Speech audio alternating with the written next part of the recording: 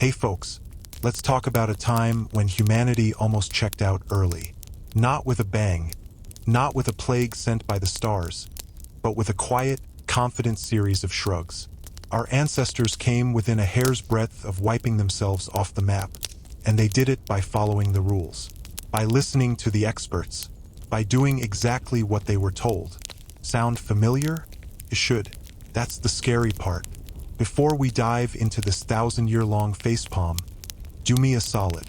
If you're settling in for this journey, hit that like button. It lets me know this is the kind of deep dive you're into. And subscribe if you want the whole story. We've got a long, strange road ahead, from stinking medieval streets to Viking visions of the end of the world, to the moment we first really saw ourselves in a piece of glass. It's all connected. Stick around. Now imagine you're sick. Not a little cough, but the real deal. Burning up. Shaking. The year is, let's say, 1348. The place is somewhere in Europe. The air is thick with the smell of wood smoke, unwashed bodies, and fear. You send for the doctor. He arrives not with a bag of miracles, but with the serene confidence of a man who knows, without a doubt, exactly what's wrong with you. You have too much blood. Sounds like a joke. It was the foundation of medicine for over 1,000 years. Medicine back then wasn't about curing disease. It was about balancing moods. Not your emotional moods, but your bodily humors. They thought you were made of 4 liquids: blood, phlegm, black bile, yellow bile. Sickness meant one of these was out of whack. The solution for almost every imbalance, from a fever to a broken heart, was to let the bad stuff out. And the best way to do that? Drain the blood. The logic, in its own twisted way, was kind of elegant. A sick person is weak, right? Pale, tired.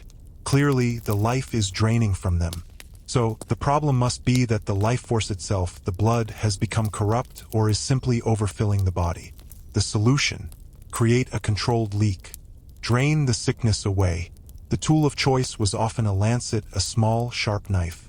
Sometimes they'd use leeches. Dozens of them. They'd apply the little suckers to your skin and let them gorge until they fell off, fat and happy. The doctor would nod, satisfied. Progress. But the real pros went for the vein. They'd tie a cord around your arm, make the vein stand up like a blue rope under your skin, and open it. The blood would drip, then flow into a special bowl. They wouldn't stop when you felt faint. Fainting was good. It meant the treatment was working. They'd stop when you passed out or when a certain amount was collected, whichever came first. Sometimes they'd bleed you from the arm opposite the pain.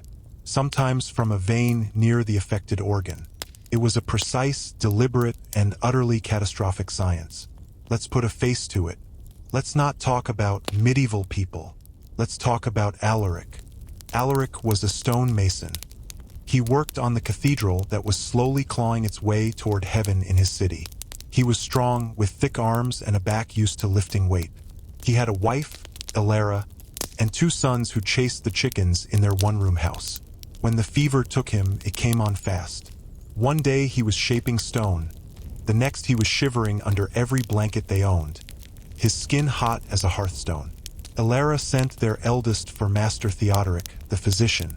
Theodoric was an educated man. He owned books. He spoke Latin. He smelled of vinegar and dried herbs. He looked at Alaric, felt his forehead, checked his urine in a glass flask. They did that, held it up to the light like fine wine, and pronounced the diagnosis: an excess of blood. The heat of his labor has overheated the sanguine humor. We must cool him. Elara watched, her hands knotted in her apron, as Theodoric took out his lancet and the brass bleeding bowl. Alaric, in his delirium, barely resisted.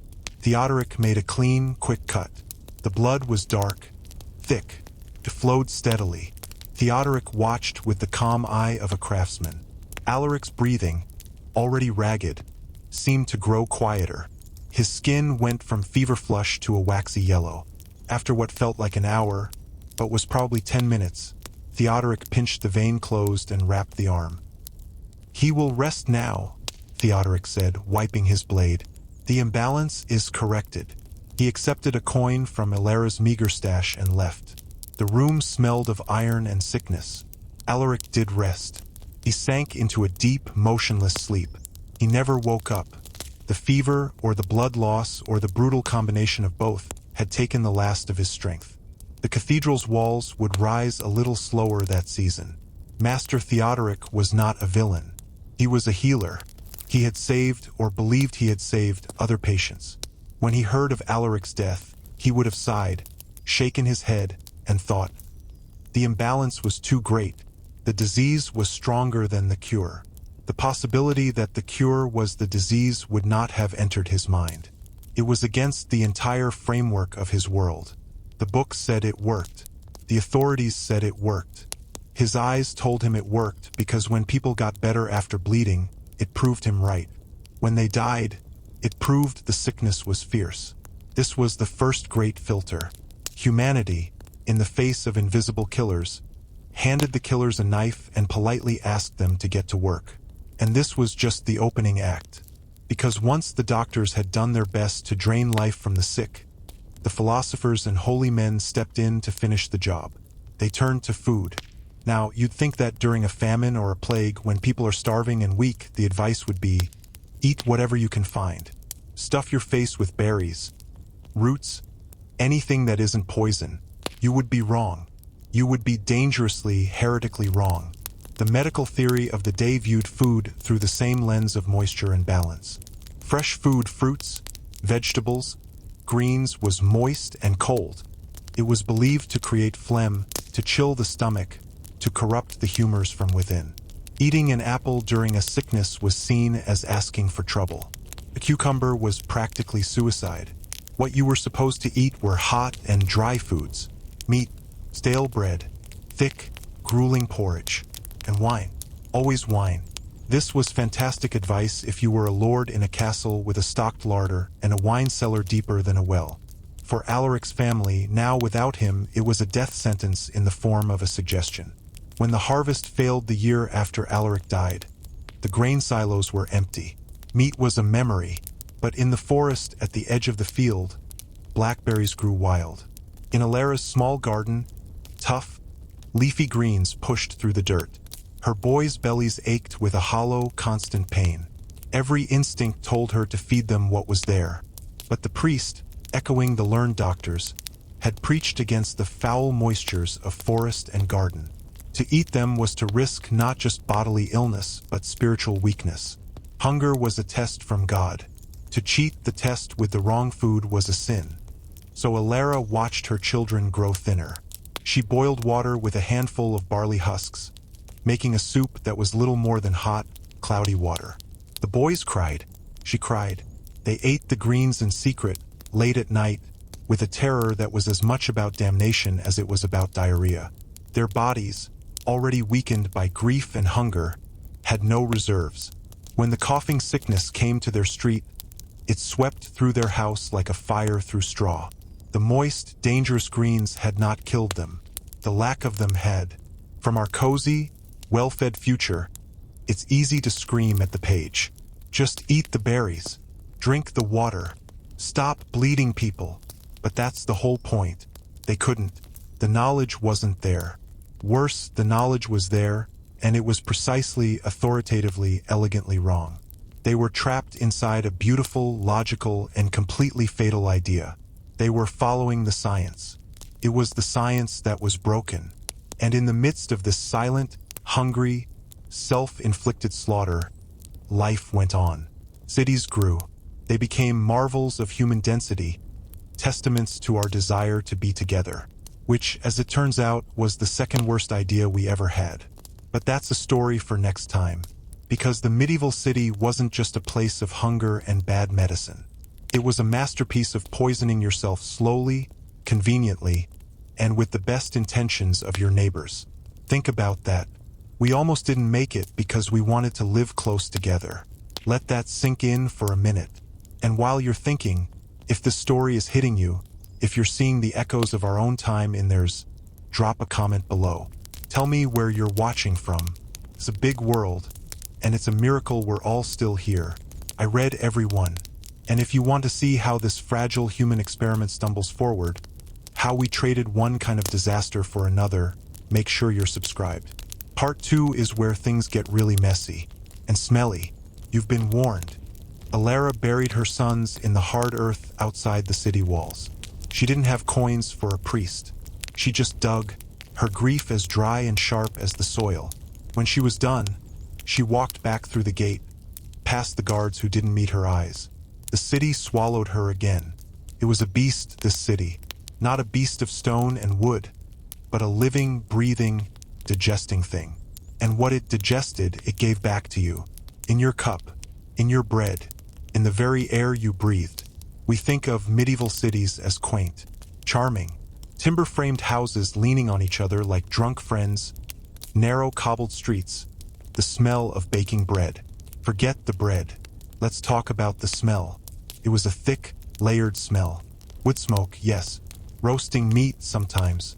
But under that was the sweet rot smell of the tannery down by the river, the ammonia punch of the stable next door, and over everything the low, persistent note of human waste. Sanitation wasn't a science. It was an optimistic rumor. The rule was simple. Not my problem once it's out of my door. You had a chamber pot? You emptied it out the window. You shouted Gardaloo if you were polite. If you weren't, someone below got a nasty surprise.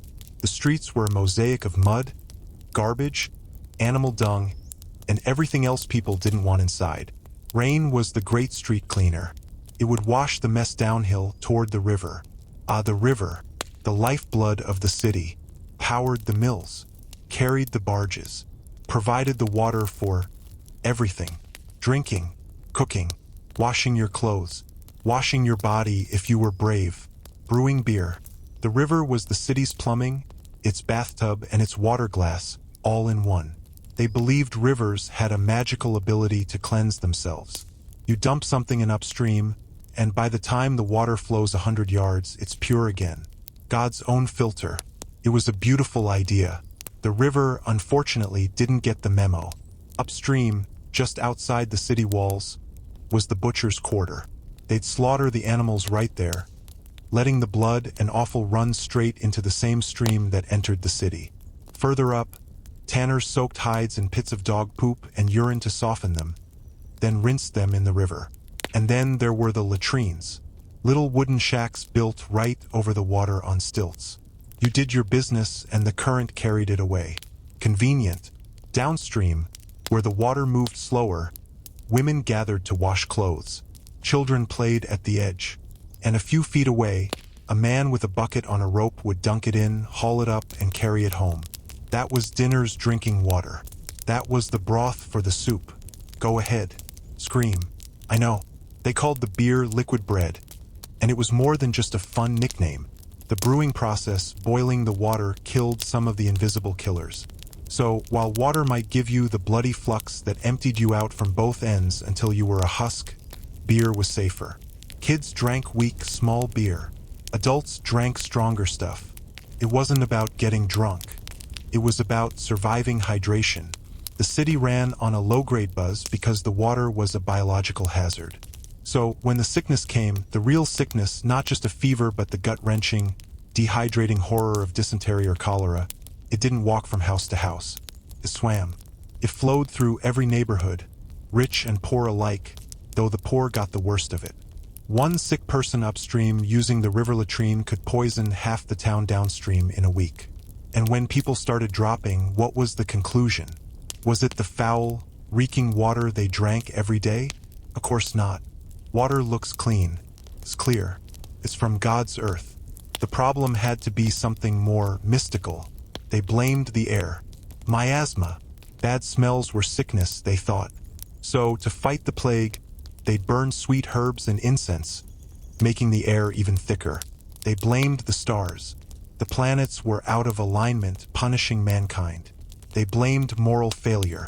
God was angry because of sin. The solution was prayer, procession, and penance. Sometimes they blamed their neighbors.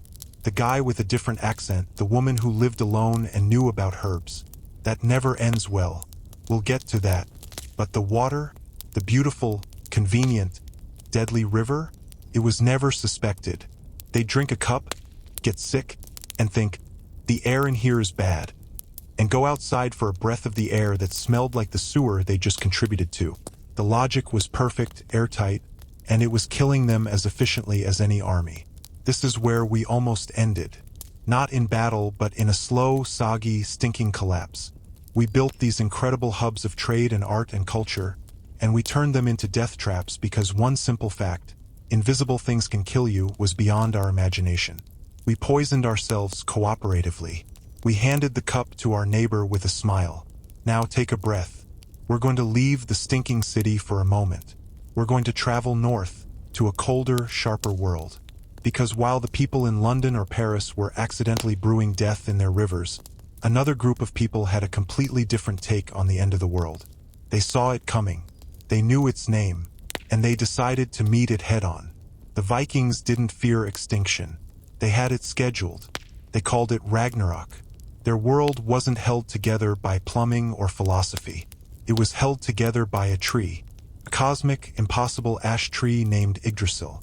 Its roots dug into the underworld. Its branches held up the heavens. And it was sick. A dragon chewed at its roots. A serpent of unimaginable size coiled around the human world. Midgard, waiting to let go and flood the earth. Deer ate its leaves. The tree, this thing that held all of reality, was dying. And everyone knew it. Imagine that. Your entire cosmology, your religion, your sense of meaning, is built on a foundation that is actively rotting. There's no heaven waiting, no eternal peace. There's just a long, slow slide into a final, fiery battle where almost everyone, even the gods, will die. What do you do with that information? If you're a Viking, you don't despair. You get your sword. You polish your shield. And you decide that if the story ends in fire, you're going to make sure your name is spoken in the embers. Their god, Odin, wasn't a comforting father. He was a one-eyed, grim-faced seeker of brutal truth. He sacrificed his own eye for wisdom.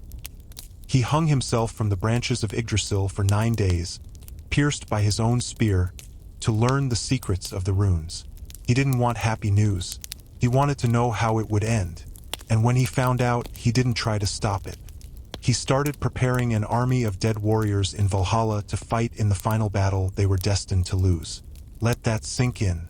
Their chief god was recruiting for an unwinnable war, because for them the point wasn't winning. The point was standing. The point was facing the inevitable with your eyes open and your weapon sharp. Compare that to the medieval doctor bleeding his patient to death. One culture is frantically applying a wrong solution, convinced they're saving the patient. The other is looking at the terminal diagnosis, nodding and asking, "How do I want to behave before the end?" It's a mind-boggling difference. One is a failure of knowledge. The other is a philosophy built on the acceptance of failure. Both are staring into the abyss. The medieval city is accidentally digging the abyss deeper under its own feet. The Viking is studying the abyss, measuring it, and building a banner to plant on its edge. Back in the city, the abyss was getting personal. Because when bad air and sin didn't explain why your family was dying in agony, you started looking for someone to blame. And in the shadows, quiet and unbothered, were the cats. That's right, the furry little chaos engines that rule the internet today. In the medieval mind, they were a problem. They were too quiet. They moved at night. They had a way of staring at nothing that felt knowing. They were associated with witches, with dark magic, with independence in a world that demanded obedience. So when the plague hit in earnest, when the great dying began, guess who got the blame? Not the rats. Never the rats. The cats. The logic, again, was flawless. Disease is evil. Cats are suspicious and possibly evil. Therefore, cats cause disease. The solution: remove the cats. Kill them. Burn them. Purge the city of their silent, judgmental presence. And so, in a stroke of public health genius that makes the bloodletting look almost sensible, they slaughtered the cats. Thousands of them. Whole cities declared war on the one creature that was actually keeping the real problem in check.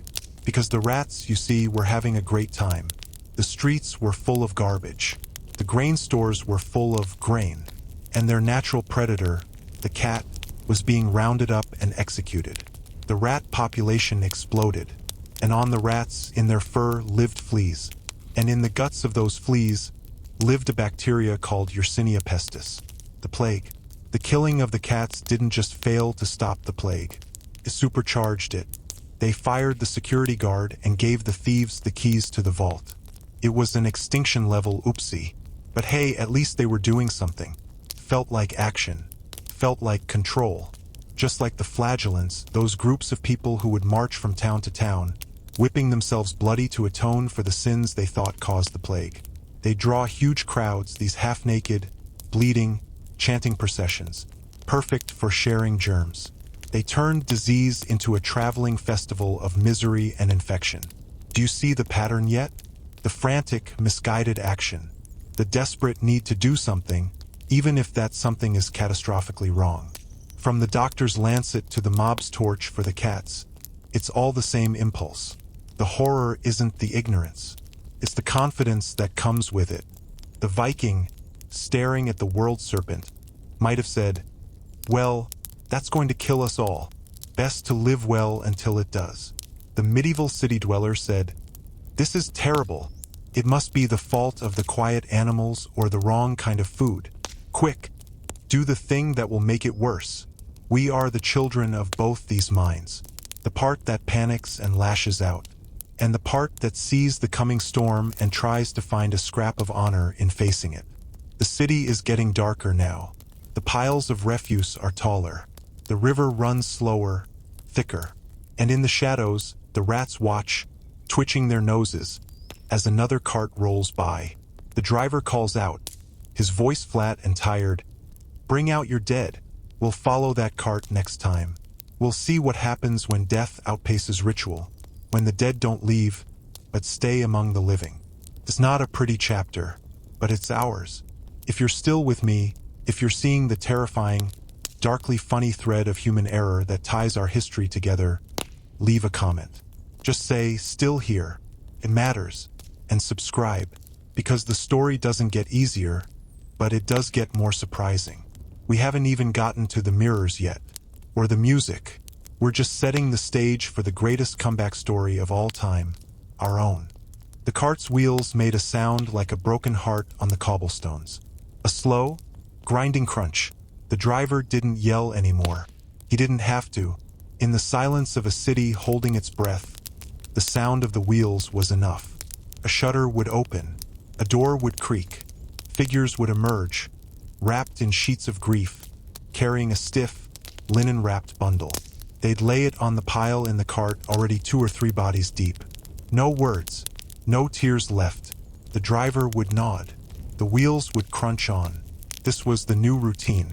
The old rules, the prayers, the washing of the body, the vigil, the church bell tolling, the procession to the consecrated ground, they had dissolved. There were too many dead. Priests were dead. Gravediggers were dead. Families were dead or too sick to stand. The system broke. And when the system for handling death breaks, death stops being a sacred passage. It becomes a logistics problem, a health hazard, a smell. In the house Alara once shared with her family, a new family now lived. The man had died 3 days ago. His wife and daughter hadn't dragged him out. They were too weak, too scared to touch him. And somewhere in their feverish minds was the old idea that a soul lingered near the body. To disturb it was dangerous. So he lay on his pallet in the corner.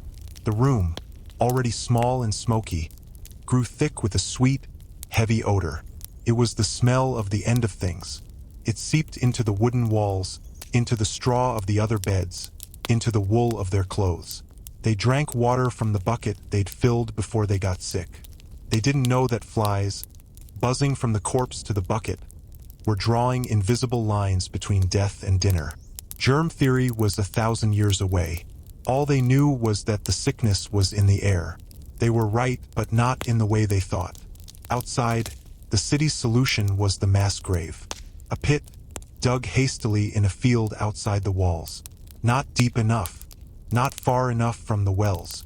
Bodies were tipped in, layer upon layer, sometimes with a sprinkle of lime, sometimes just with dirt shoveled over them. Rain came. It seeped through the thin soil, carrying corruption down into the water table, back toward the wells, back toward the river. The city was literally drinking its dead. From our sterile, modern distance, it's the ultimate horror.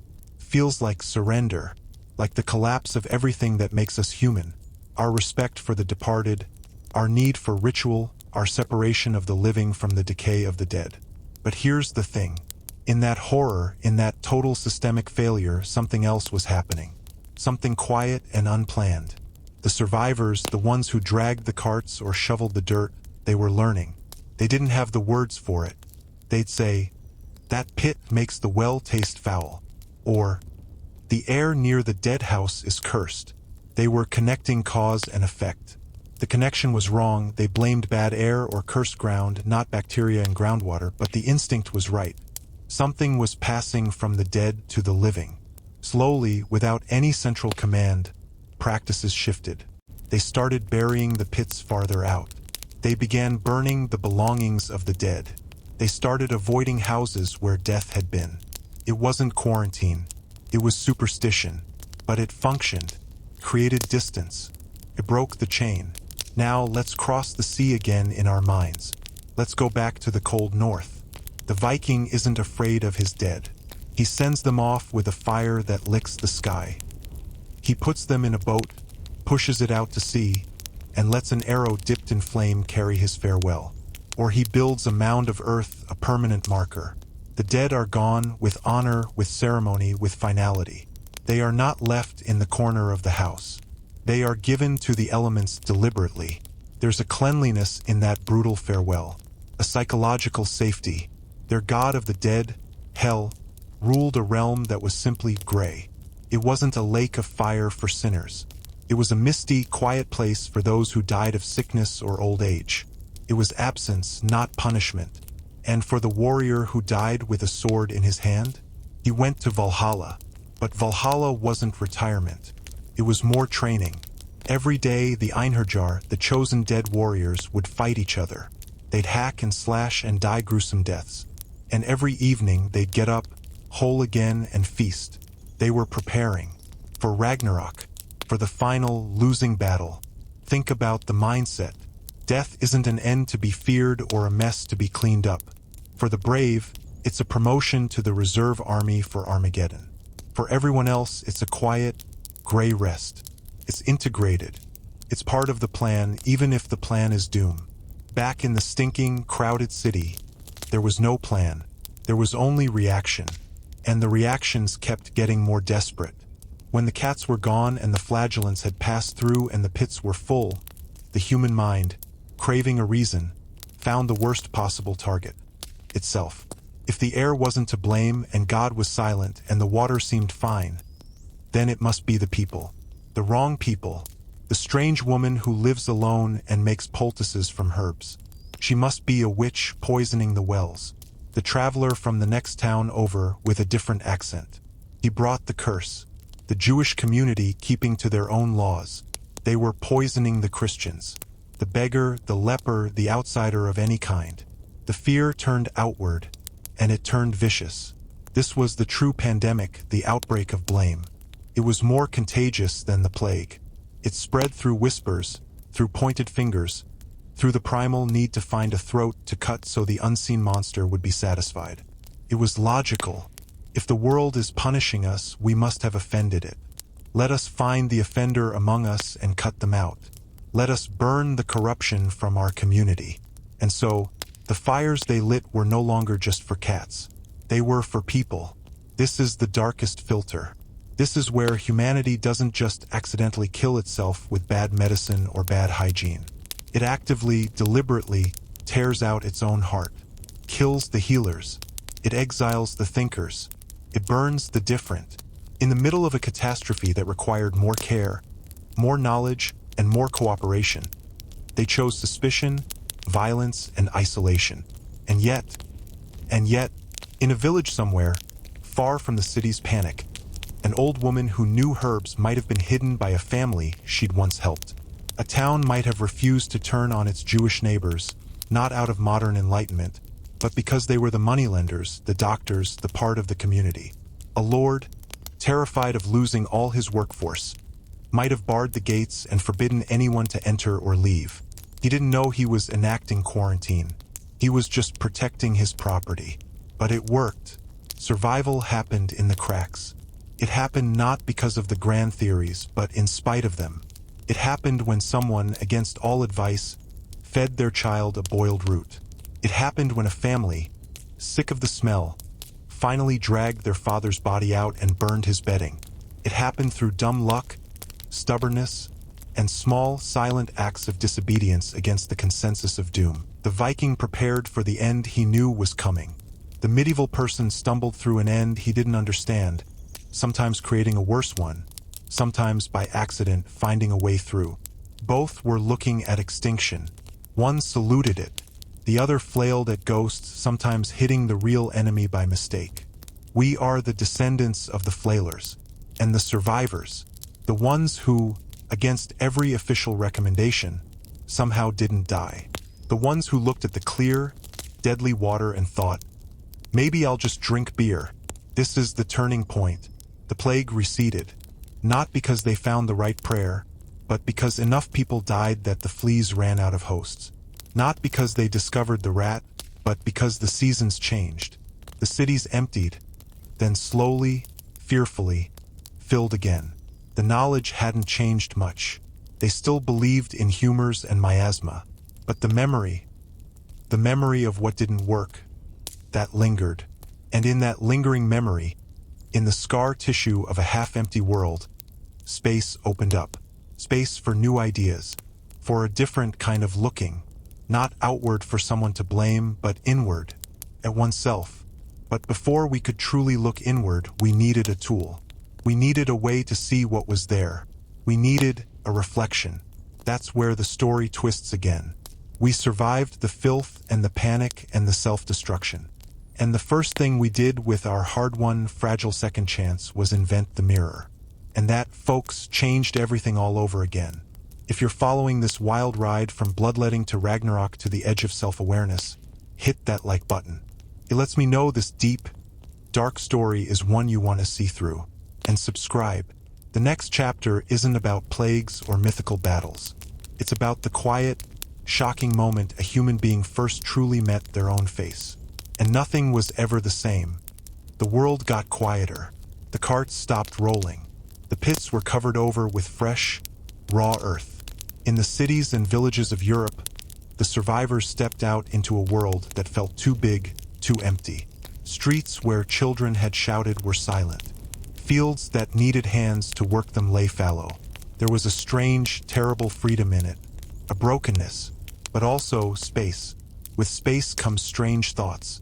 When you're fighting for your next breath, or burying your neighbors, you don't ask big questions.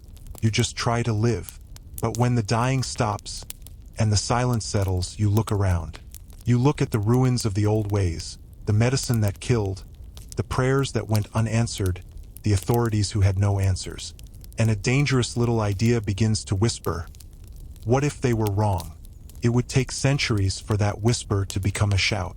The old ideas, the humors, the miasma were tough. They had good bones. They made a kind of sense. But the seed of doubt was planted. It grew in the empty spaces.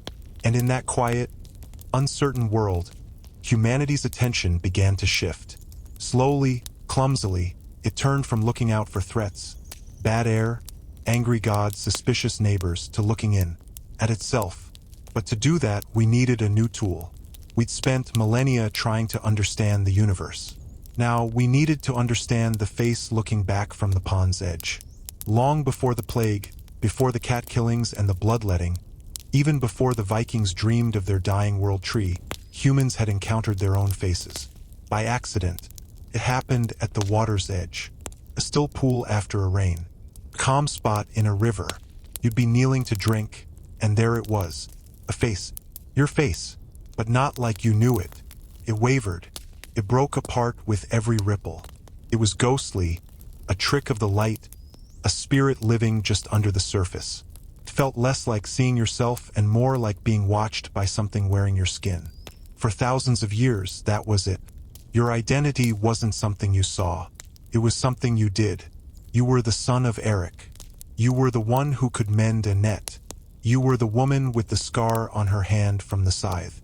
You knew your own voice, the feel of your own limbs, the sound of your footsteps. But your face? That belonged to others. It was something they reacted to. A smile made a child laugh. A frown made a man step back. You knew your face by its effect on the world, not by its image. Then, somewhere around 6,000 years ago, someone picked up a piece of black volcanic glass, obsidian, and polished it. And the world cracked open a little. This wasn't a wavering ghost in the water. This was a face held still, dark, sure, shadowy, but stable. For the first time in human history, you could stand still and have your reflection stand still with you. You could examine it. Those first obsidian mirrors were rare, powerful. They weren't for checking your hair. They were ritual objects, tools for shamans and priests. To look into one was to peer into another world, to commune with spirits, to see truths hidden behind the visible. The image was dim, the colors sucked out by the dark stone. You saw yourself as a silhouette filled with intention, not as a collection of features. It was you, but you as a symbol, you as a story. That was the first step across a line we can never step back from. The moment the observer and the observed split apart. There was you, the thinker, the feeler, and there was that, the face in the stone, a separate thing you could now judge. Now let's pause that thought. Let's jump back to our Viking, standing on a windswept cliff. He doesn't have an obsidian mirror, but he has a story about the end of all things. And in that story, there's a god, Odin, who hangs himself on the world tree for 9 days. He pierces his own side with a spear. He stares into the well of wisdom at the roots of the tree and gives up his eye for knowledge. What is that, if not the most brutal act of self-reflection possible? He isn't looking at his face. He's tearing himself apart to look at his own soul, his own fate. He's using agony as a mirror. He wants to see the truth, no matter how terrible. The cost of self-knowledge in his myth is an eye, piece of yourself. The person holding the obsidian mirror is on a quieter but similar path. Staring into that dark glass is a kind of sacrifice. You're giving up the comfort of not knowing what you look like. You're trading mystery for a specific, stable truth. And truth, once seen, can't be unseen. Back in the recovering cities of Europe, the mirror was evolving. Obsidian gave way to polished metal. Bronze mirrors. These were brighter. They caught the light. They showed more detail. They were also a pain. They tarnished. You had to constantly polish them to keep your own face from fading under a greenish fog. Owning a mirror became a job, a sign of status. If you had the time to polish a disc of metal just to see yourself, you were someone. Your face was worth maintaining. These bronze mirrors were clearer. You could see the set of your mouth, the glint in your eye. You could arrange your hair, adjust a brooch. For the first time, people could manage their image. Kings and queens used mirrors to practice their expressions.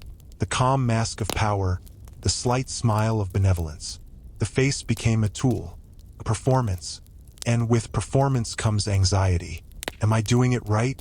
The mirror introduced the dress rehearsal to human life. You could check yourself before you presented yourself to the world. That internal split, the you that acts and the you that watches, got a little wider, a little more permanent. Think about the medieval person during the plague. Their world was falling apart from the outside in sickness, death, chaos. The mirror, slowly spreading, was posing a different, quieter threat. It was asking the world to fall apart from the inside out. Who are you, really? Is that face the truth of you? It's no coincidence that mirrors were surrounded by superstition. Cover them when someone dies or their soul might get trapped. Don't look into one at night or you might see something else looking back. These weren't just silly stories. They were psychological safety rails. The human mind wasn't built to confront its own image so directly, so often. The fear was real. That face in the glass was obedient, silent, and utterly indifferent to your hopes and fears. That's unsettling. Now, here's where the threads of our story start to braid together. The medieval world was reeling from a physical catastrophe it didn't understand. Its solutions had made things worse because it was looking in the wrong place. Blaming cats, blaming air, blaming people. It was a failure of external observation. The mirror was teaching, in a small, personal way, a new skill: internal observation. Looking closely, seeing details, noticing the difference between what you feel and what you see. This skill wouldn't save anyone from the plague. Not yet, but it was a muscle being exercised. The same mental act of staring at your own face and thinking, "That's me?" is a cousin to the act of staring at a corpse-ridden street and thinking, "What if the sickness isn't in the air? What if it's in the water?" Both require you to doubt the obvious explanation. Both require you to look harder, past the surface. The Viking, in his way, had already embraced this brutal introspection. He stared into the well of fate. He accepted the worst possible truth, extinction, and built his meaning in front of it. The medieval person, with his mirror, was starting a gentler, more confusing kind of introspection. He was just asking, "What am I?" Both journeys start with a look into a dark, reflective surface. One into a mythical well, the other into a piece of polished stone. Both journeys change the looker forever. The stage is being set. The world is emptier, quieter. The old certainties are bruised. And in the chambers of the wealthy, in the pockets of traders, a clearer, more terrifying kind of mirror is being born. Not dark stone, not tarnishing metal, but glass. And glass doesn't forgive. Glass shows you everything. But before we face that clarity, we have to understand what we were preparing to see. We have to go back to that empty post-plague world. Because in the silence, we didn't just start looking at ourselves. We started listening to ourselves. And we didn't like the silence we heard. We decided to fill it with something magnificent, complicated, and unbearably loud. We invented a machine for emotion. We invented opera. But that's for next time. The journey from the silent, staring face in the mirror to the screaming, singing face on the stage is a wild one. It's the story of how we tried to pour everything we saw inside ourselves back out into the world.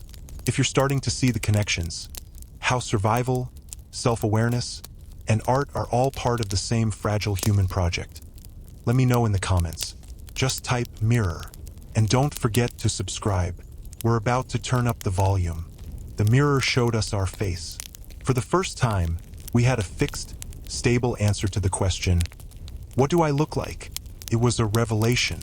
And for a lot of people, it was a real downer. Because once you see your own face clearly, you start to see its flaws. The asymmetry, the lines that weren't there yesterday, the way your fear looks or your sadness. The mirror turned the self into a project. Something to be fixed, managed, polished like that bronze disc. It created a new kind of loneliness, the loneliness of being trapped inside a visible thing that was always subtly failing. In the wake of the plagues, in the growing cities of the Renaissance, this inward turn was happening alongside an outward explosion of art and wealth. Italy was drowning in beauty, paintings so real you expected the figures to breathe, sculptures with muscles that seemed to flex, poetry that could break your heart with a syllable. But music was lagging behind. It was decoration.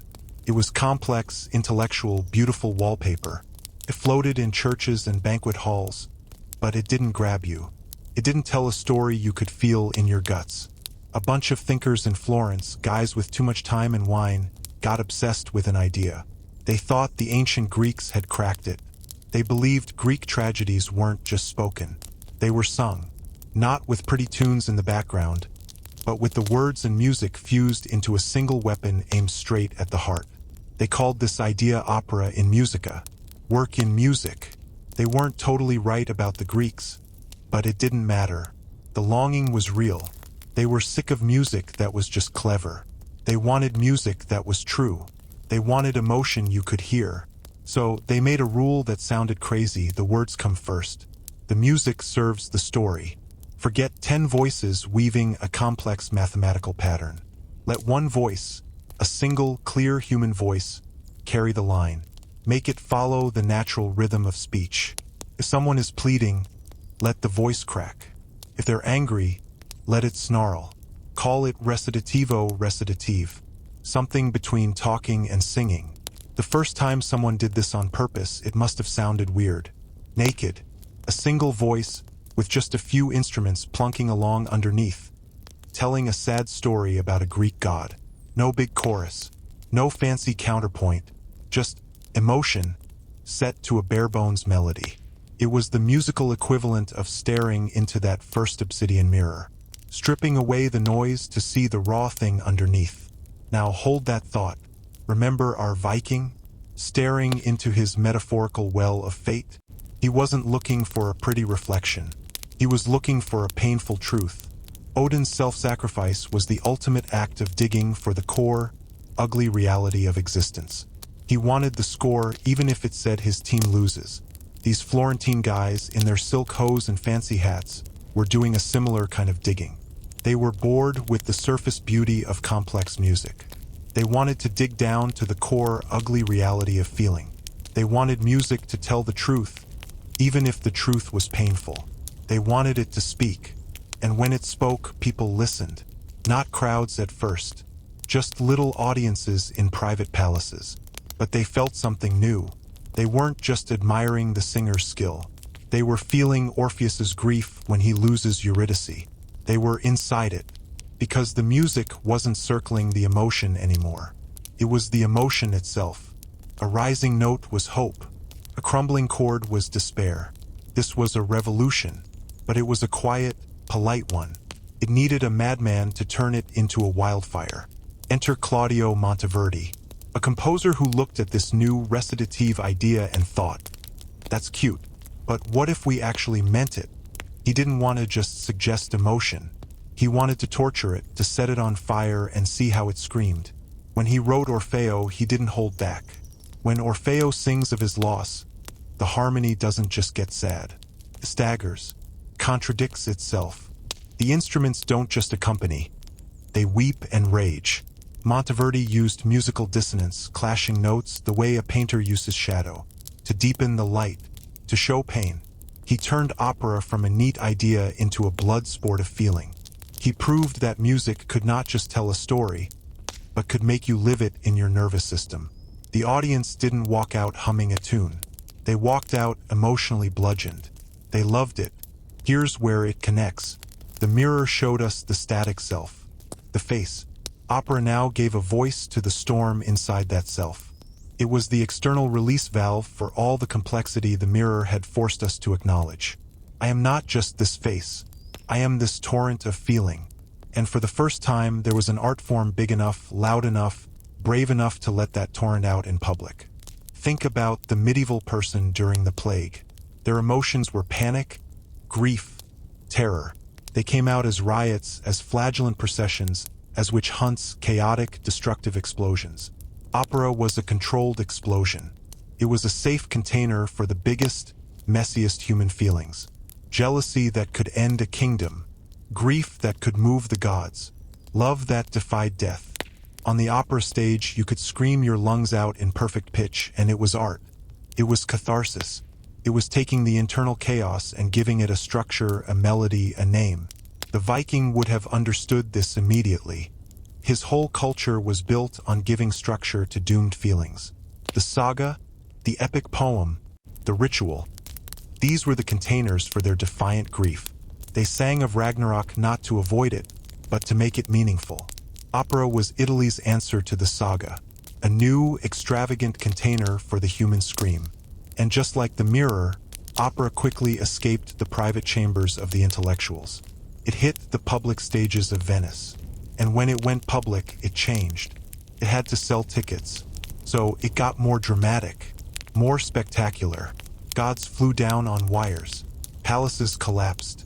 And the singers became monsters of skill. This is where the voice itself became a mirror, not of the face, but of the soul's extremity.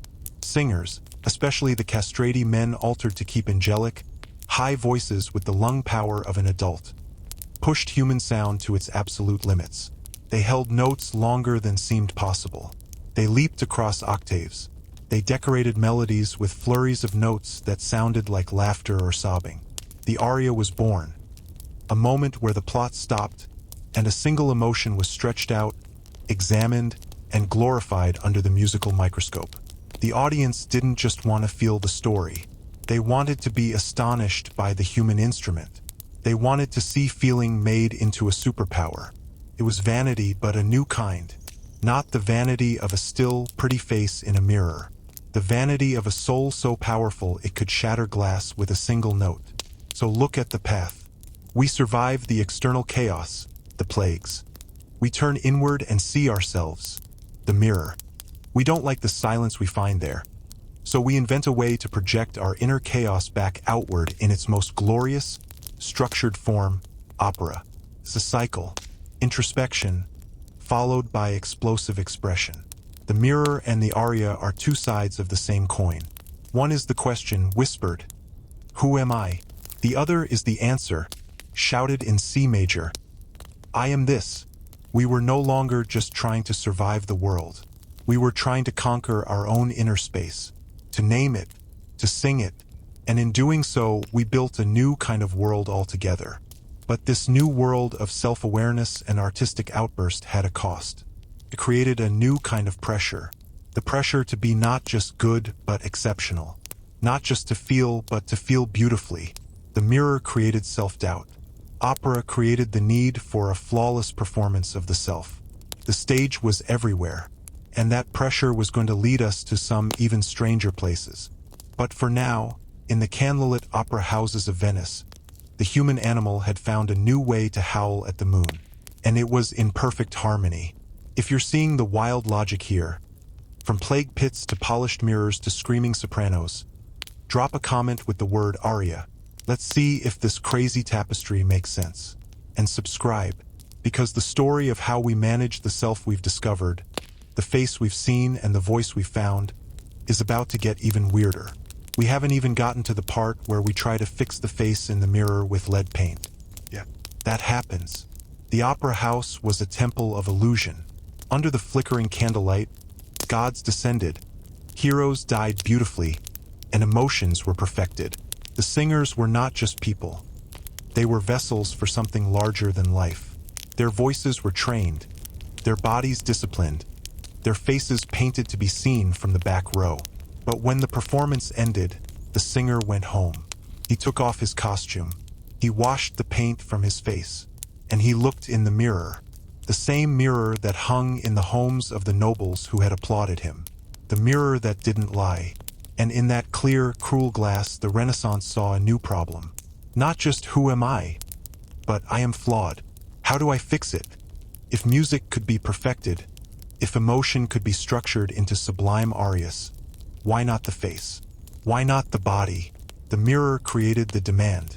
And the alchemists and doctors, the same breed of confident men who once prescribed bloodletting, had a new set of answers. Their solutions were shiny, modern, and deadly. Enter the poisons. Not the kind you slip to an enemy. The kind you bought in pretty boxes and pots. The kind you applied willingly, eagerly to the face in the mirror. Take lead. Wonderful stuff. It made paint smooth and opaque. It made faces look fashionably pale, covering the scars of smallpox, the ruddiness of peasant blood. A pale face proved you didn't work in the sun. It was a walking billboard for your wealth and refinement. So women and men, slathered on Venetian ceruse, a paste of white lead and vinegar. It gave you that perfect, ghostly porcelain mask. It also seeped into your skin, caused headaches, fatigue, a blue line on the gums. It rotted the teeth. It damaged the nerves, causing tremors and eventually madness. Over years, it killed, but slowly, elegantly, and while it was killing you, you looked fantastic. The mirror showed the perfect mask. The body underneath was crumbling. Then there was mercury, the magical, shimmering liquid metal. It was a cure-all. Got the French disease, syphilis? Rub mercury ointment on you. It might make your hair fall out and your teeth loosen, but it supposedly drove out the illness. Used it in cosmetics, too. It was a popular ingredient in skin lighteners and freckle removers. It poisoned the kidneys, caused neurological damage, and led to a slow, agonizing decline. Arsenic was another favorite. A little pinch in a tonic was thought to improve the complexion and give you a rosy glow. It did give a flush by damaging capillaries and stressing the heart. The line between a healthy dose and a fatal one was as thin as a hair, and the measuring tools were a guess. Here's the kicker. These weren't back-alley remedies. This was high fashion. This was cutting-edge science. The best people used them. The same sophisticated crowd that wept at Monteverdi's operas was quietly poisoning itself in the pursuit of beauty and health. The drive for perfection, ignited by the mirror and amplified by the culture of performance, was literally toxic. Now think back. The medieval doctor bled his patient based on a theory that was wrong, but he meant well. The Renaissance dandy applying lead paint also meant well. He was following the best advice of his time. The outcome, a slow, painful death, was the same. The confidence was the same. Only the delivery system had changed. From a lancet to a makeup brush. And what about our opera singer? To preserve that incredible, inhuman voice, to fight the throat infections that came from straining in damp, drafty theaters, what did they take? Potions with opium to suppress coughs. Gargles with mercury. Their bodies, their instruments, were maintained with the same reckless pharmacy as their faces. The voice that could express divine ecstasy was often fueled by a cocktail of poisons. The Viking, if he could see this, would be baffled. He prepared for an external, glorious doom, Ragnarok.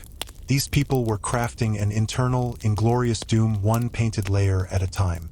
They weren't facing extinction from giants or serpents. They were sipping it from a gilded cup, rubbing it into their cheeks. It's a brutal irony. At the very moment humanity was creating its most breathtaking art, operas that explored the depth of the soul, paintings that captured the light of heaven, it was also committing slow-motion suicide in the name of looking and feeling better. The mirror showed the goal, perfection. The science of the day offered the path, poison. And trust in authority? It was unshakable. Just as no one questioned the doctor with the lancet, no one questioned the apothecary with the lead cream. He had the books. He had the powders. He spoke with certainty. To refuse was to be ignorant, to be ugly, to be unhealthy. This is the shadow side of the Renaissance. We call it a rebirth of learning and art, and it was. But it was also a rebirth of new and improved ways to accidentally kill yourself. The old medieval filters, bad sanitation, bad medicine, were still there. Now they were joined by new filters, vanity and a toxic idea of progress. Yet, even here, in the middle of the madness, the human instinct to adapt was wriggling. People noticed. The woman whose hand shook after years of using a certain face cream. The singer whose health never recovered after a mercury cure. They didn't know about heavy metal poisoning, but they saw a pattern.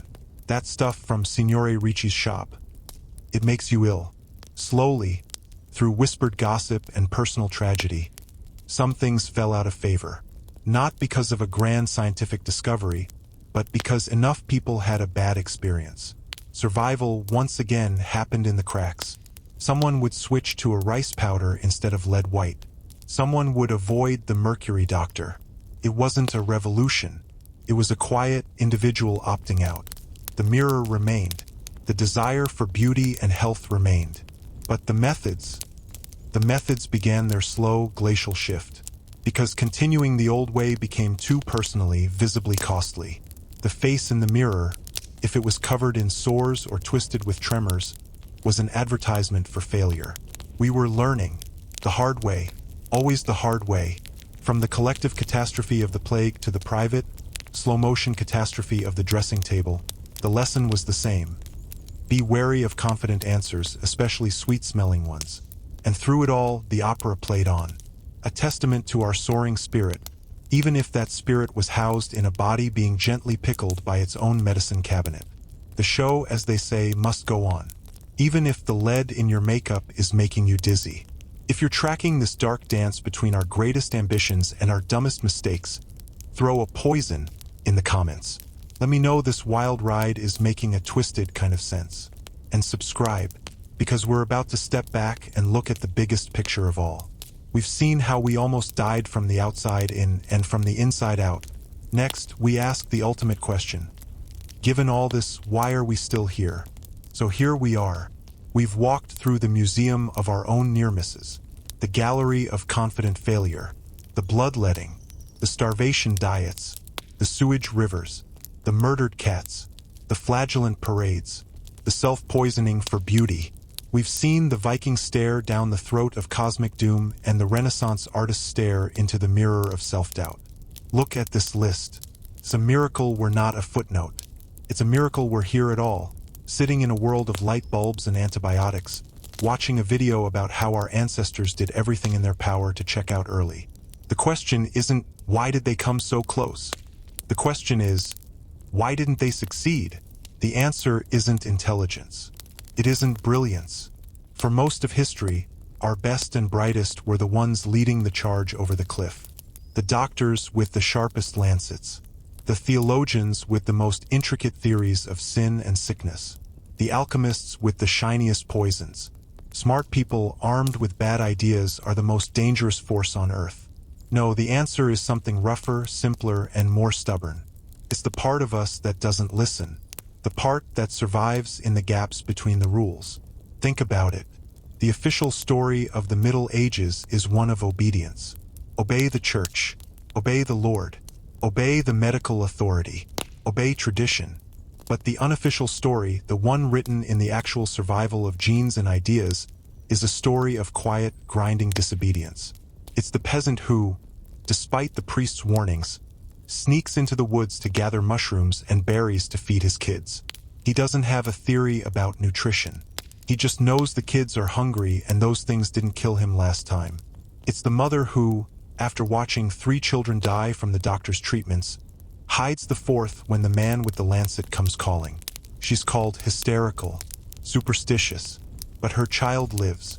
It's the village that, tired of burying people from the cursed well at the town center, starts digging a new one farther out. They don't know about groundwater contamination. They just know the old one tastes like death.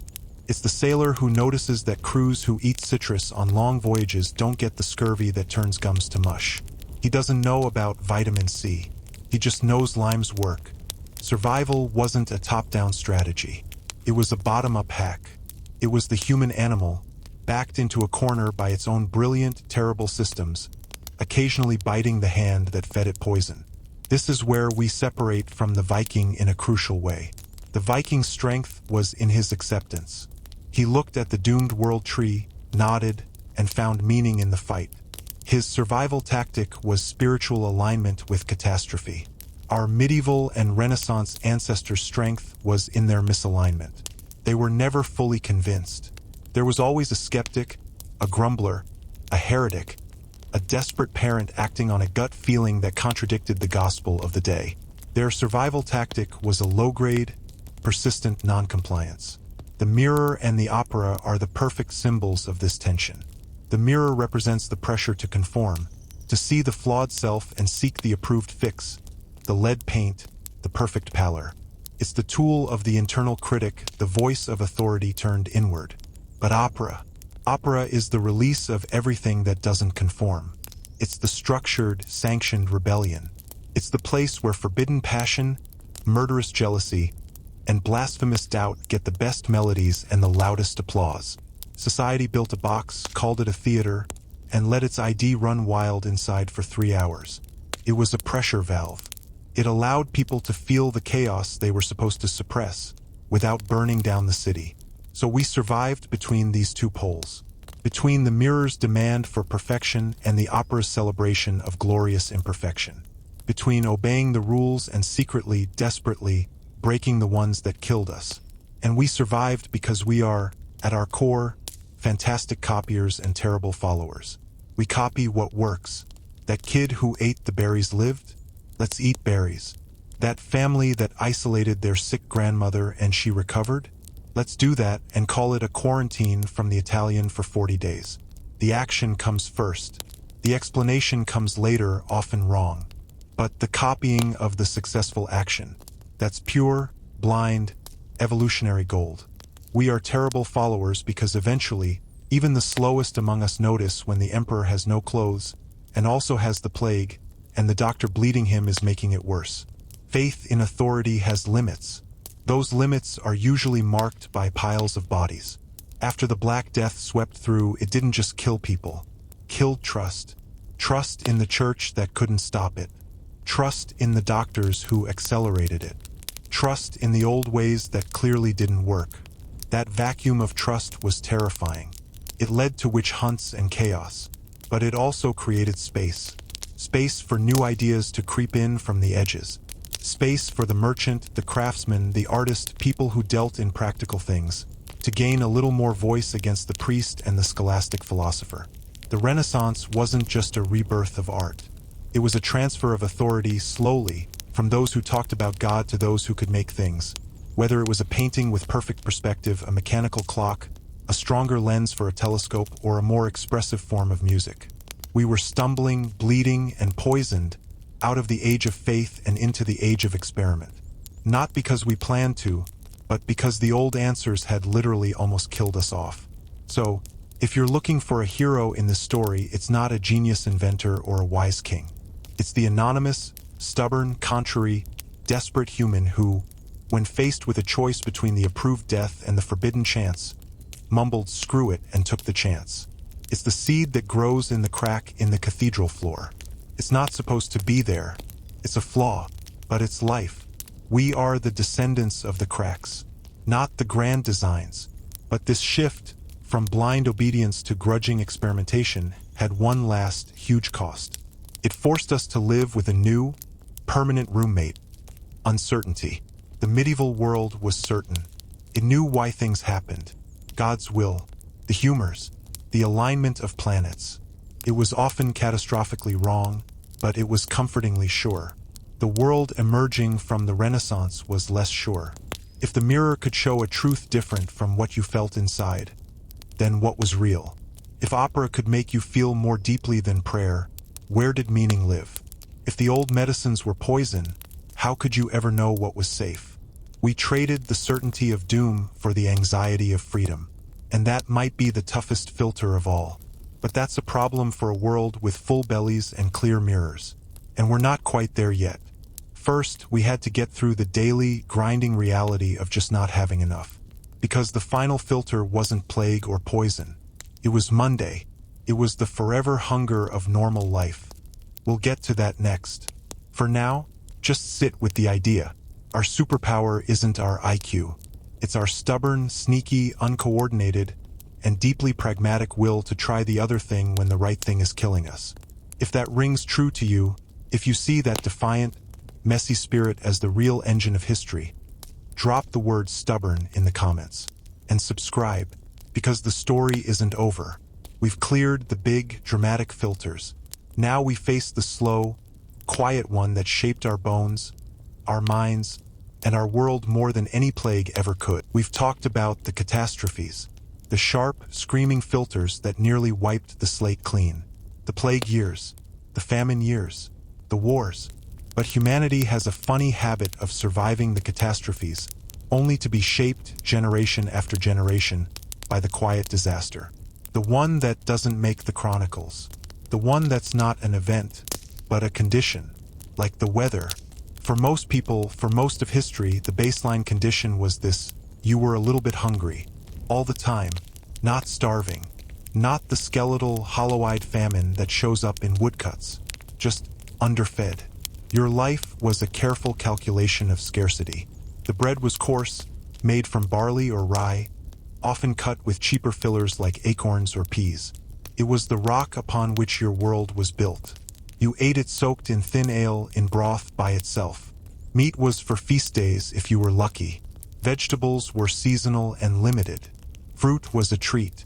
Your body ran on empty, not on fumes. You could work, you could walk, you could live, but on a permanent energy deficit. You were a candle burning at both ends, and the wax was never quite enough. This did something to people.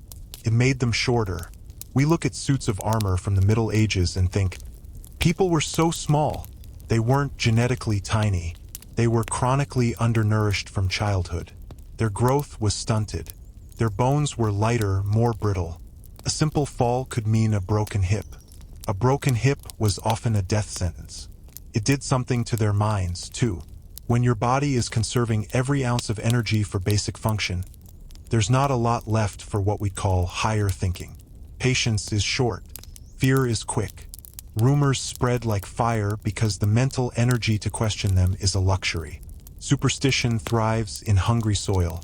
It's easier to believe the harvest failed because of a witch's curse than because of complex soil depletion or bad weather. The first explanation is simple, assignable, and gives you a target for your rage. The second is just life. Hungry, unfair life. This was the real filter. Not the Great Famine, but the 1,000 ordinary years of not quite enough. It shaped our societies from the ground up. It's why hoarding was a virtue. It's why community was everything. You needed your neighbors for the harvest, and you needed them not to steal your grain in the night. It's why authority was so rigid, so harsh. In a world where one bad harvest could tip a whole village into starvation, order wasn't about justice. It was about survival. The Lord's harsh rule was the grim logic of the lifeboat. Someone has to be in charge, and dissent could sink everyone. Now hold this image. The peasant, thin and wiry, chewing on his hard bread, his body and mind shaped by lack. Put him next to our Viking, feasting in the mead hall. The Viking's world was also harsh, but his hunger was different. It was cyclical. Feast or famine, raid or starve. In the good times, they gorged. They celebrated excess because they knew the lean times were coming. Their philosophy embraced the boom and bust. They didn't expect a steady state. They expected a roller coaster ending in a cliff. Their bodies, when food was there, were often robust. Their spirits were built for the spike of crisis, not the grind of chronic shortage. Put the peasant next to the Renaissance courtier, picking at a sugared delicacy. The courtier's problem was the opposite, the slow poison of too much sugar, too much rich food, the gout and bad teeth of elite overconsumption. But his world, and his body, were built on the backs of millions of forever hungry peasants. The forever hunger was the engine of history. It built the pyramids, the cathedrals, the walls of great cities, not with the power of well-fed workers, but with the expendable calories of millions who had just enough to labor and no more. It fueled wars. Armies marched on empty stomachs, promising plunder, which was just a violent way of redistributing scarce resources. It fueled social collapse. When the not quite enough became nowhere near enough, the hungry stopped being patient, and it made us vulnerable. When the big filter, the plague, did hit, it didn't hit a population of robust, well-nourished immune systems. It hit bodies already running on empty, already compromised by years of mild scurvy, rickets, and general deficiency. The plague bacterium didn't kill most people directly.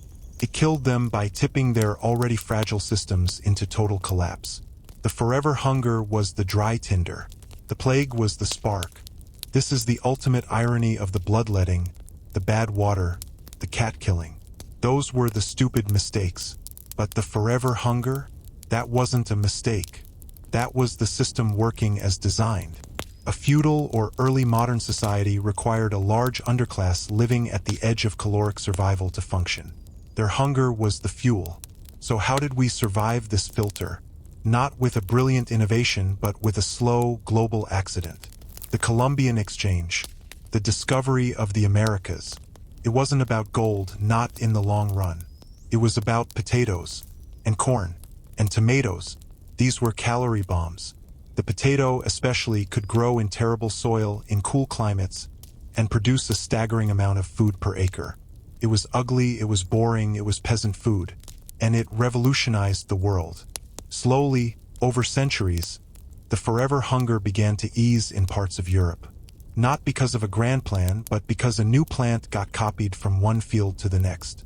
A peasant saw his neighbor growing these weird tubers and having more food through the winter. He copied. The action, again, came first. The explanation, agronomy, nutrition, came later. With a little more consistent energy in their bodies, people got a little taller, a little stronger. They had a tiny bit more margin. That margin meant a child might survive a fever. It meant a parent might have the energy to question a bad idea. It meant the dry tinder for societal collapse was slightly less dry. The mirror, the opera, the new science of the Renaissance. All of it was happening atop this slow, rising tide of calories. You can't have a revolution in self-perception when you're thinking about your next meal. The mirror was a luxury object, then a common one, because more people had the security to care about their reflection. Opera was a public spectacle because more people had the spare energy to be patrons, to be audiences, to feel complex emotions beyond hunger and fear. We like to think history is driven by great ideas. And it is. But first, it's driven by full bellies. Or at least, bellies that aren't screaming. We survived the forever hunger the way we survive most things. Not by solving it, but by stumbling over a workaround. By copying what worked. By a slow, messy, unplanned shift in the very foundation of life. And with that foundation just a little bit firmer, we could finally turn our attention from mere survival to the thing that truly makes us human. The creation of meaning in a universe that doesn't care if we live or die. From the Vikings' doomed sagas to the opera's tragic arias.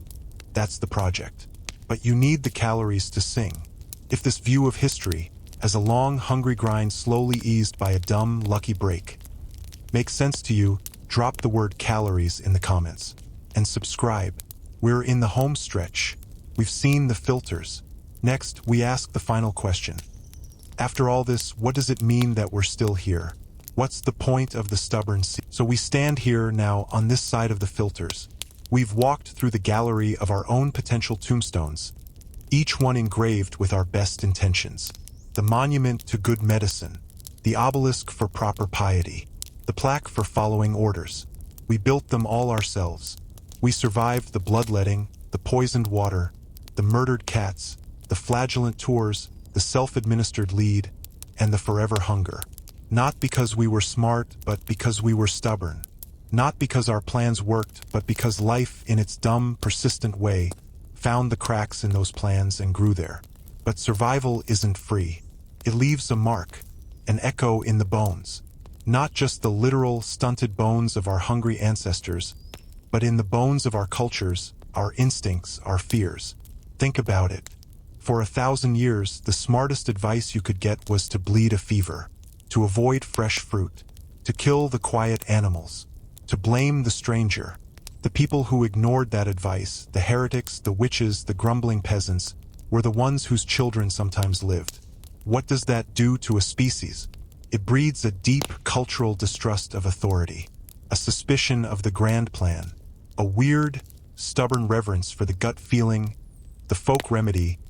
My grandma always said, "We are the children of the survivors." And the survivors were often the disobedient ones. That echo is why we simultaneously long for strong leaders and riot against them. It's why we crave the simple, confident answer, like our medieval ancestors did, but are also the first to cry conspiracy when someone offers it. Our history is a trauma loop of trusting the expert and then getting burned by the expert's lancet. It's made us psychologically schizophrenic. Now, bring in the Viking echo.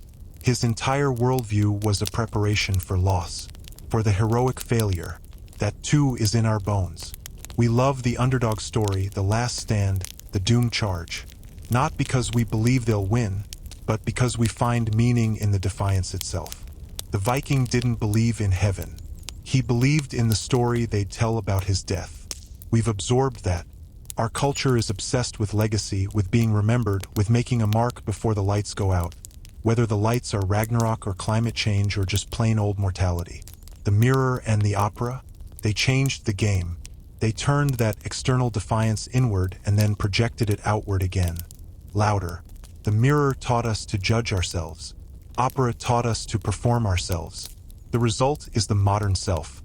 A forever anxious, forever performing entity, desperate to be both authentic and spectacular, staring at its own reflection, literal and digital, while screaming its unique song into the void.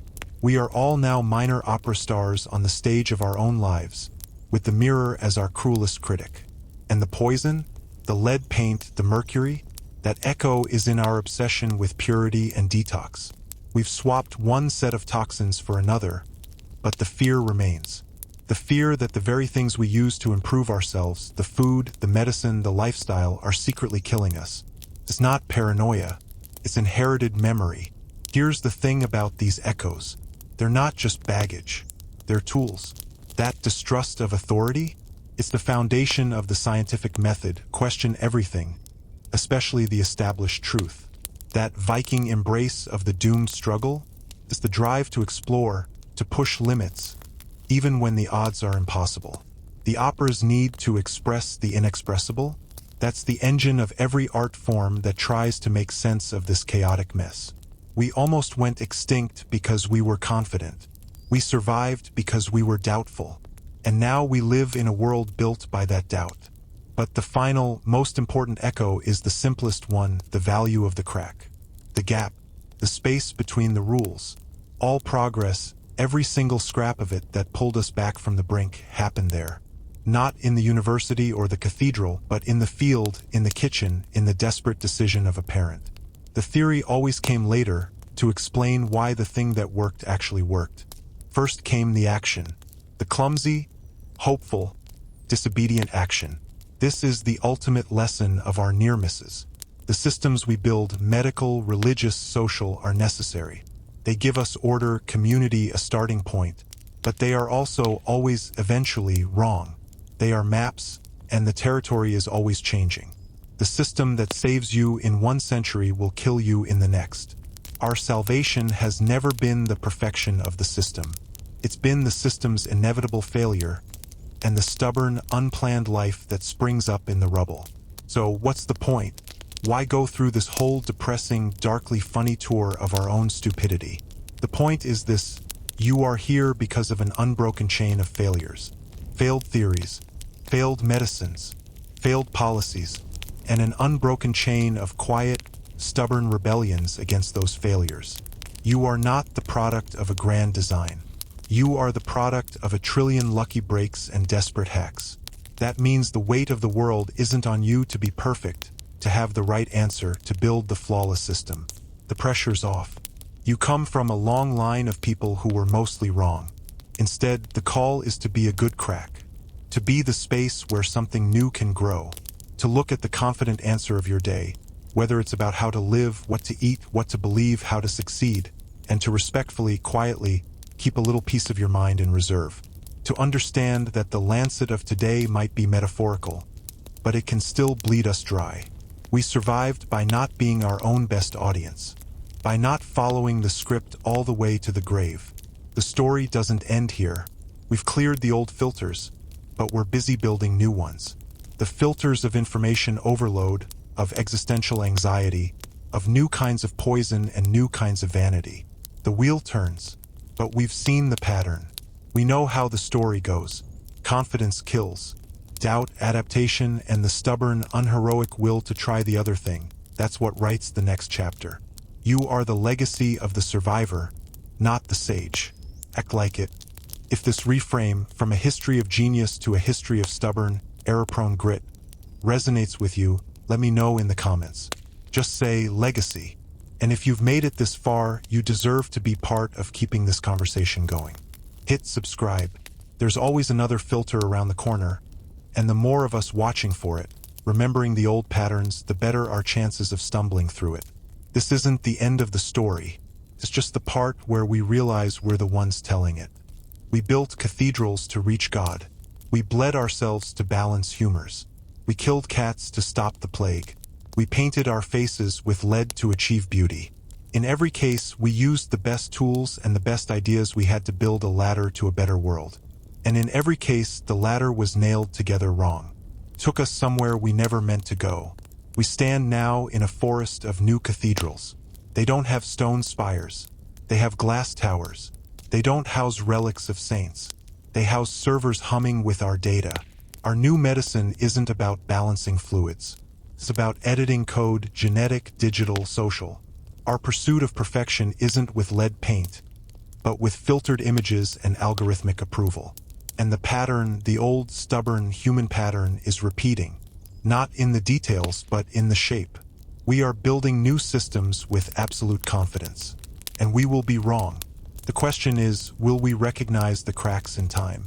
Take our digital world. We built these incredible platforms to connect, to share knowledge, to build community. A new town square, global and instant. The best idea.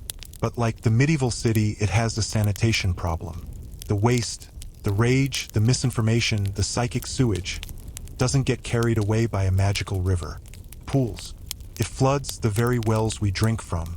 We find ourselves poisoned by the bad air of our own making, blaming the vibes or the algorithms, while drinking the toxic water every day. Our response? We look for cats to kill. We find new scapegoats, not furry animals, but faceless ones. The algorithm, the media, the elite, the bots. We demand something be purged, silenced, removed, convinced that if we just eliminate the right bad actor, the digital plague will stop. We are launching inquisitions in comment sections, convinced moral purity will disinfect reality. And what about our health? We've swapped mercury for a different kind of optimization poison. The obsession with biohacking, with perfect diets, with supplements and regimens that promise not just health, but enhancement.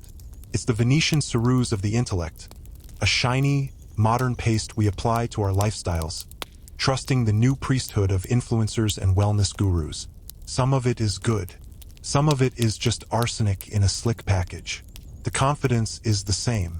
The potential for slow, unintended self-harm is the same. Our Viking mindset has gone corporate. We talk about disruption like it's a holy force. We worship the fail-fast ethos, which is just Ragnarok for startups. A glorious, fiery end that proves you were in the game. We prepare for the apocalypse, whether it's climate collapse or AI takeover, not with axes and shields, but with prepper gear and crypto, building our digital Valhallas where the resilient will feast after the fall. And the mirror has won. It's everywhere. It's in your pocket. It's on every screen. It doesn't just show your face. It shows a curated, performative version of your entire life. The pressure to manage the self, born in the Renaissance, is now a 24/7 occupation. The opera stage is now your social media feed, and the aria is your carefully crafted story. We are all singing our hearts out for an audience of gods and giants we've never met. The filters are different, but the human material running through them is the same. The same pride, the same fear, the same desperate need for a simple answer in a complex world. So, are we doomed to just replay the tragedy on a bigger, faster stage? To almost go extinct again, but this time with better special effects? Maybe not, because we have one thing our ancestors didn't have: their story. We have the record. We can see the pattern from the outside. We can recognize the smell of the plague town in the toxic online swarm. We can see the bloodletting lancet in the quick-fix solution that makes the problem worse. We can spot the killing of the cats in the rush to blame a simple culprit for a systemic failure. The echo in our bones is now a recorded history. We have a checklist. Does this solution feel too confident, too clean? Is it asking me to remove something useful while ignoring the root cause? Is it making me fear my neighbor? Is it promising perfection in exchange for a little poison? Is it a performance that hides a deeper hunger? If we can ask these questions, we have a fighting chance. The stubborn seed now has a manual. The new cathedrals we are building, in silicon, in medicine, in finance, are breathtaking. They are testaments to our insane, soaring ingenuity. But they are just as human as the old ones. They will have cracks. They will have blind spots. They will have unintended consequences that could, if we're not careful, become the next great filter. Our job isn't to stop building. We can't. It's what we do. Our job is to build with the humility our ancestors earned in blood and sorrow. To build expecting to be wrong. To design the cracks in. To leave room for the seed. The medieval city almost killed itself because it couldn't imagine an invisible killer in the water. Our challenge is to imagine the invisible killers in our systems, the biases in our code, the externalities of our economies, the psychological toll of our connected lives. To imagine them before the bodies, real or spiritual, start piling up. We are the first generation that gets to look back at the whole messy, near-disastrous arc and say, "Oh, that's how it works." That doesn't make us smarter. It just makes us responsible. The call to action isn't to tear down the new cathedrals. It's to be the person who points at the foundation and says, "This stone is wet, smells funny. Let's think about that before we build the spire any higher." It's to be the one who, when everyone is running to kill the digital cats, says, "Hey, has anyone noticed there are a lot more rats?" It's to remember that survival has always been a group project done by individuals who dared to doubt. This story isn't about the past. It's a A very old, very scratched, but very honest mirror. Look into it. What do you see? If you see the patterns, if you feel that responsibility to be a thoughtful crack in the system, let me know in the comments. Say New Cathedral and subscribe. This conversation about how we navigate our own ingenuity is the most important one we can have. We need all the eyes, all the voices, all the stubborn seeds we can get. Remember the shock of the first glass mirror? That moment when a human saw their own face, clear and steady, with every pore and flaw. It was a private revolution. It created a split between the inner self and the observed self. Now take that mirror, make it talk, make it judge. Fill it with the faces of 10,000 other people, all seemingly happier, more successful, more perfect than you. Give it a memory that never fades and an audience that never leaves. Put it in your hand, on your desk, in your pocket. Congratulations.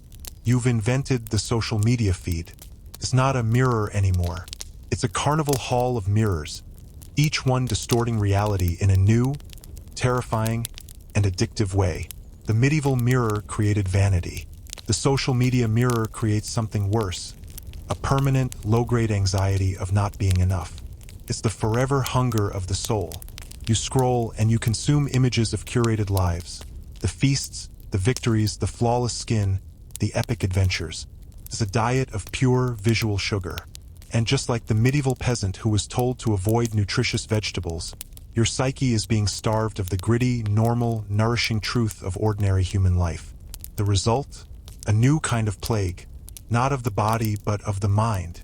Rates of anxiety, depression, and loneliness are spiking, especially among the young. The first generation to grow up with this unblinking mirror in their hands from childhood. They are being formed by it just as medieval bodies were formed by caloric deficit. We are performing a global, unconscious experiment on human psychology. And we're doing it with the same confident carelessness as the doctor with his lancet. Connect the world was the brilliant diagnosis. Share everything was the treatment. And now we're bleeding out attention, peace of mind, and a shared sense of reality. And what's our response? We look for cats to kill. We blame the platforms, the cats, demand they be regulated or destroyed, thinking that will cure the sickness. But the platforms are just the river. The poison is what we're dumping into it. Our own performative angst, our envy, our need for validation. We are the butchers and tanners upstream, contaminating the digital water, and then getting sick from drinking it. We've created a system where the most extreme performances, the most outraged, the most ecstatic, the most perfected, get the most attention. It's the castrati of the digital age, pushing emotional expression to inhuman extremes to be heard over the noise. The quiet, the nuanced, the merely content. They get drowned out. It's an economy that rewards the aria and punishes the recitative. The result is a public discourse that sounds like an opera where everyone is only singing the loudest, highest, most dramatic notes, all at once. It's magnificent, and it's unbearable. This is the dark echo of the Florentine Camerata's dream. They wanted music to speak true emotion. We have built a world where emotion is broadcast, quantified, and gamified until it loses all meaning. We're not expressing feeling. We're performing feeling for currency. Likes, shares, follows. So, how do we perform surgery on this? Do we break the mirrors? Go live in a digital forest? Maybe. But maybe there's another path written in our old survival manual.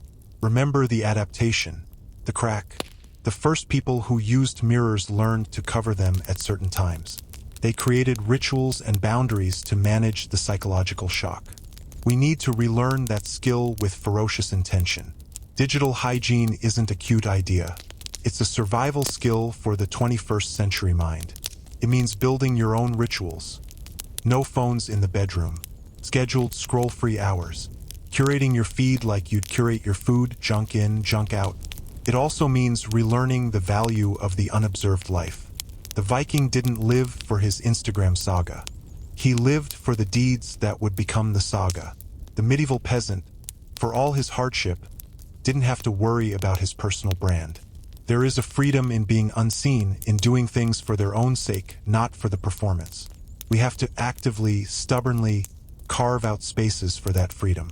Most importantly, we have to teach the next generation to see the carnival mirrors for what they are, illusions. To understand that the reflection is curated, airbrushed, and fundamentally dishonest. To value the face-to-face conversation, the shared meal without phones, the boredom that leads to real creativity.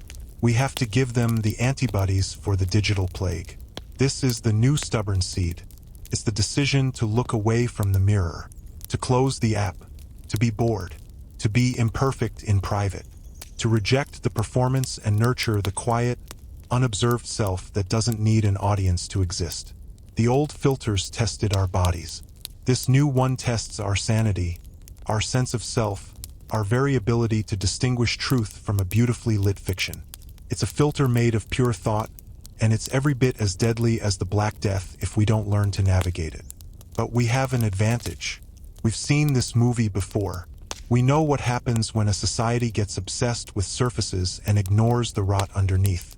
We have the chronicles. The cure isn't in a new app. It's in an old discipline.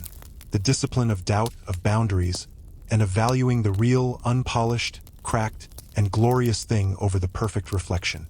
Turn the mirror around. Face the wall. Go live a life that would make a terrible, boring, wonderful post. That's how we survive this filter. If this rings true, if you feel the pressure of the unblinking mirror and want to be part of building healthier boundaries, drop the word unobserved in the comments. Share your own hacks.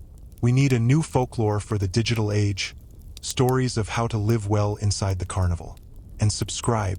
This is a conversation we can't afford to lose. We solved the forever hunger of the body. With potatoes, with corn, with industrial agriculture, we built a world where, for billions, caloric scarcity is a memory. We conquered the empty stomach, and in its place we invented a new scarcity, a more insidious one. We created a world of information infinity, and in doing so, we made focused attention the rarest, most valuable commodity on Earth. This is the new forever hunger, not of the belly, but of the mind. The medieval peasant's world was small. His village, his field, the church spire, the Lord's manor on the hill. The information that reached him was slow, local, and often wrong, but it was limited. His attention, though dulled by hunger, had nowhere else to go. It was spent on the immediate, the weather, the crop, the neighbor's gossip, the pain in his back. Our world is the exact opposite. It is the great feast after the famine. A global 24/7 banquet of news, entertainment, argument, commerce, and connection. It's all you can eat, forever. And it's making us sick in a whole new way. We are cognitive peasants at a king's table, gorging on informational sugar and fat, while starving for real nutrients, depth, understanding, quiet, sustained thought. Our attention is shredded, pulled in 10 directions at once by notifications, alerts, and the endless, scrolling buffet. We skim headlines but don't read articles.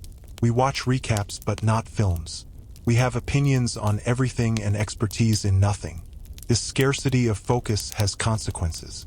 Just as a starved body is vulnerable to disease, a fragmented mind is vulnerable to nonsense. It's why conspiracy theories spread like the plague in our connected cities. A hungry, distracted mind craves simple, emotionally charged answers. It doesn't have the energy for nuance. The planets are out of alignment becomes the election was stolen by a global cabal. The logic is the same. A grand, unseen force explains my pain. Give me a target for my confusion. This is the bad air of the digital age. We blame the miasma of misinformation for making us sick, while ignoring the fact that we are all breathing the same exhausted, overprocessed air, panting from the effort of just keeping up. Our response? We look for digital cats to kill. We demand content moderation, fact-checking, deplatforming. These can be useful, like cleaning the obvious garbage from the streets, but they don't fix the underlying problem. We have built a cognitive environment that is fundamentally hostile to deep, calm, rational thought. We've poisoned the attention well. Think back to the opera. It demanded patience. It asked you to sit for hours inside a single, unfolding emotion. It was training for sustained attention. Our modern media does the opposite. It trains for the reaction, the hot take, the 7-second clip, the dopamine hit of the like. We are untraining the very mental muscles our ancestors painstakingly built. So how do we survive this filter? We go back to the peasant's playbook. Not his hunger, but his limits. The peasant survived because his world had hard edges. The sun set, the field ended, the fire went out. Our world has no edges. The feast never ends. The lights never go off. Therefore, we must build our own edges. With the stubbornness of a medieval monk copying a manuscript by candlelight, we must defend our attention. This means creating cognitive famine foods, things that are dense, nutritious, and slow to consume. Reading a whole book, following a complex argument to its end, learning a skill that takes months of failure, having a conversation that lasts an hour without a phone in sight. It's boring. It's hard. It's the turnips and hard bread of the mind. But it builds strength. It means building attentional fences, turning off notifications, using apps that block the endless feed, designating times of day as deep work zones, as sacred as a medieval hour of prayer. It's not anti-technology. It's prosanity. It's recognizing that your focus is your most precious resource, and letting it be devoured by the informational swarm is a form of starvation. We also have to reject the performance of knowing. In an age of infinite information, it's impossible to know everything. But the pressure to have an instant, confident opinion on everything is immense. It's the lead paint of the intellect, a shiny, toxic coating that makes us look smart while poisoning our ability to say, I don't know, let me think. The Viking found meaning in facing a finite doom.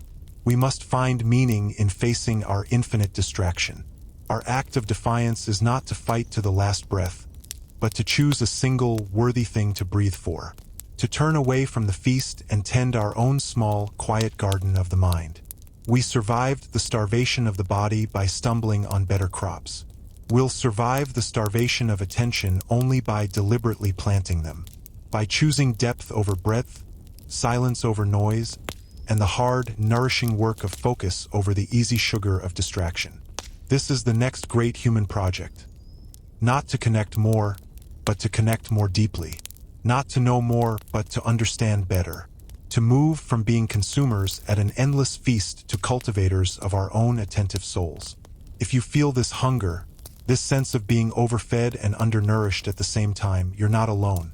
If you're fighting to build those edges in your own life, drop the word focus in the comments. Share what works for you.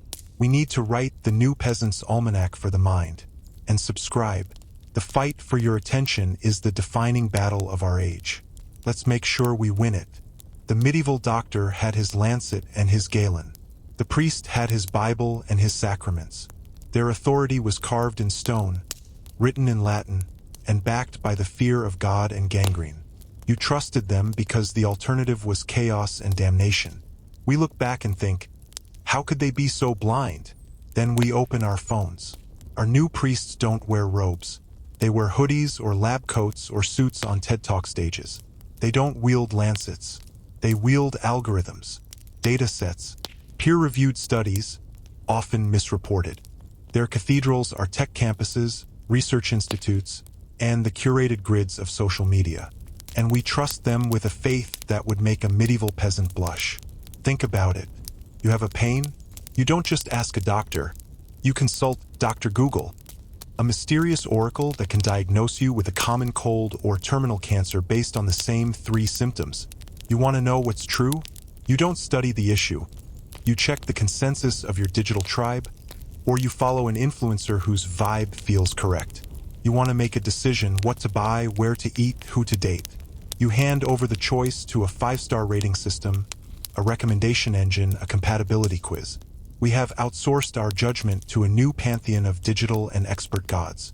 And like all gods, their ways are mysterious. The algorithm, capital A, is our Odin. It's the one-eyed seeker of patterns, sacrificing privacy for wisdom, hanging in the data cloud to divine the runes of human behavior.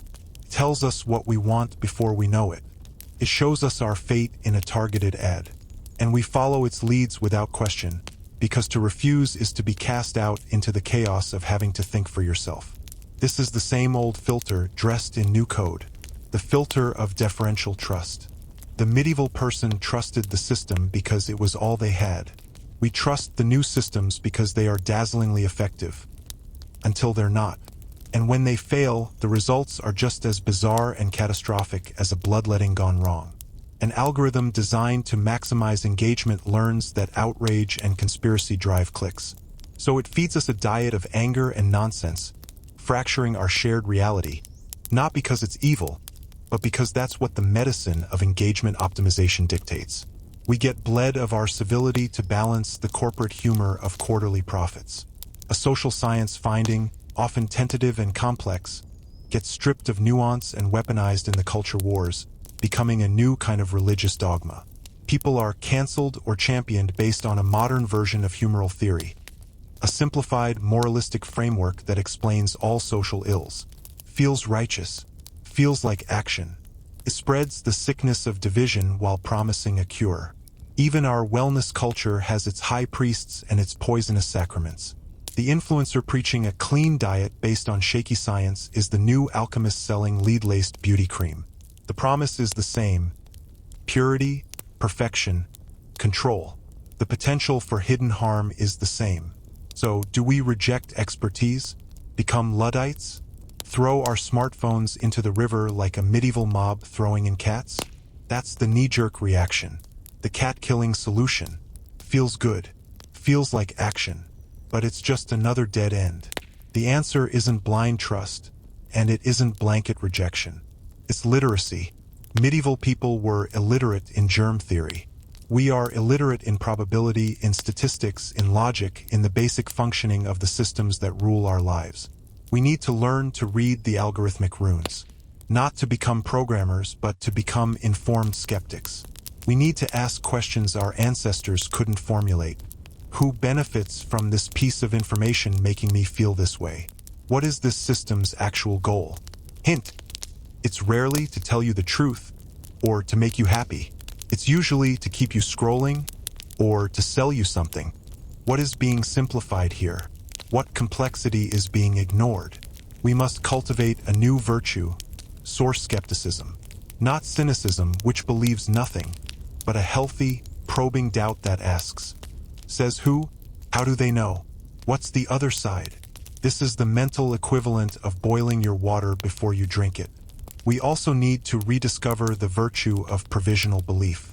The ability to hold an idea lightly, to say, this seems to be the best explanation based on the current evidence, but I am ready to be wrong. That was the revolutionary mindset that finally ended the age of bloodletting. It's the mindset we need to navigate the age of algorithmic manipulation. The Viking trusted the runes, but he also knew they spelled his doom. He trusted the truth, not the comfortable lie. Our challenge is to be like that with our own modern runes, the data, the studies, the news feeds, to seek the uncomfortable truth over the algorithmically approved comfort. We can't break the new mirrors or silence the new operas, but we can choose not to worship them. We can use them as tools, not as oracles. We can remember that behind every algorithm, every study, every influencer hot take is a human being with biases, incentives, and blind spots. The lancet is in someone's hand. It always is. Our job is to look at it and ask, why are you bleeding me? And is there, maybe, a better way? If you're tired of feeling like a passive patient in the clinic of modern life, if you want to build that literacy and skepticism, let me know in the comments. Say literacy. We need a new kind of school for the digital age. And subscribe. The course is happening right here, right now, and we're all both students and teachers. They marched from town to town, half naked, whipping their own backs raw.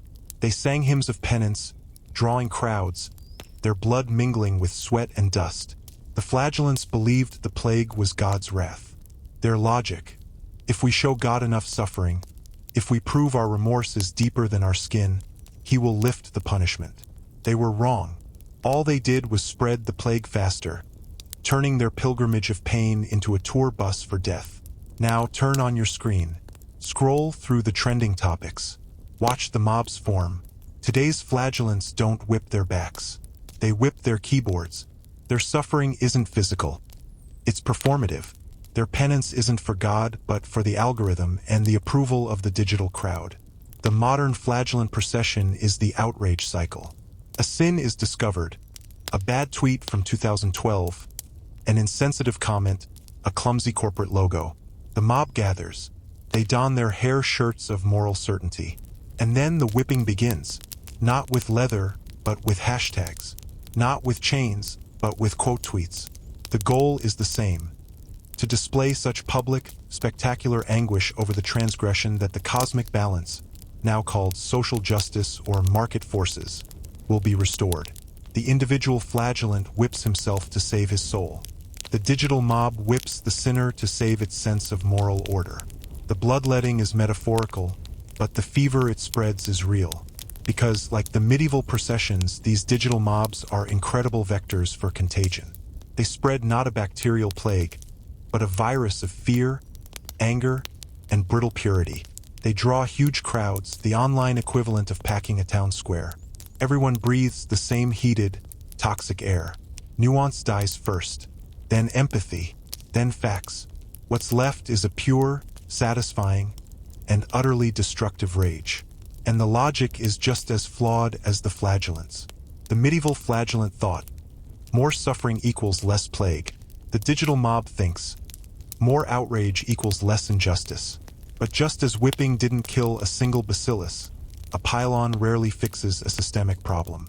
It usually just creates a new victim, burns out the participants, and leaves the underlying issue untouched. It's pain as a placebo. Feels like action, so we mistake it for progress. Worst of all, it follows the same tour schedule. The mob marches from one target to the next, leaving scorched earth and exhausted communities in its wake. Yesterday's crusaders are today's heretics. The wheel of outrage never stops turning, because the need to perform righteousness is endless, while the ability to do actual good is hard, slow, and often boring. Think of the opera again. Opera took big, messy emotions and gave them a stage, a structure, a cathartic release. The digital outrage cycle is opera's evil twin. It takes big, messy social problems and reduces them to a 3-act melodrama on Twitter. Act 1, the discovery of sin. Act 2, the chorus of condemnation. Act 3, the fall or forgiveness of the sinner. Roll credits. On to the next show. It's entertainment. It's drama. And it's as effective at creating justice as an aria is at stopping a real war. So how do we step off the procession route? How do we stop being flagellants or targets? We have to learn to diagnose the difference between action and performance. Action is quiet, specific, and often unrewarded. It's donating money instead of just changing your profile picture. It's having a hard, private conversation instead of a public shaming. It's doing the research, building the thing, healing the rift. Performance is loud, symbolic, and designed for an audience. It's the whip coming down on a back, your own or someone else's, for all to see. We must reclaim the right to be unspectacular in our virtue. The medieval saints who actually helped during the plague weren't the ones whipping themselves in the square. They were the nuns and monks quietly running hospices, burying the dead, holding the hands of the dying. Their work didn't stop the plague, but it was real. It wasn't a performance for God's approval. It was a service to suffering people. Our world needs more hospice workers and fewer flagellants. It needs people who are willing to do the unglamorous, systemic, difficult work of building a better world, not just performing their anguish over a broken one. This means muting the chorus sometimes. It means refusing to join the mob, even when the target seems deserving. It means asking, will my adding to this pile-on actually help anything? Or am I just whipping myself to feel better? It means valuing private integrity over public validation. The flagellants thought they could scare God into changing his mind. We think we can shame the world into being fair. Both are fantasies of control. Both are exhausting. And both distract us from the humble, effective work that actually happens offstage, in the cracks where the stubborn seeds grow. The next time you feel the urge to join the procession, to raise the digital whip, ask yourself, am I trying to heal the world, or am I just practicing my swing? If you're tired of the performative pain cycle and want to focus on real action, let me know in the comments.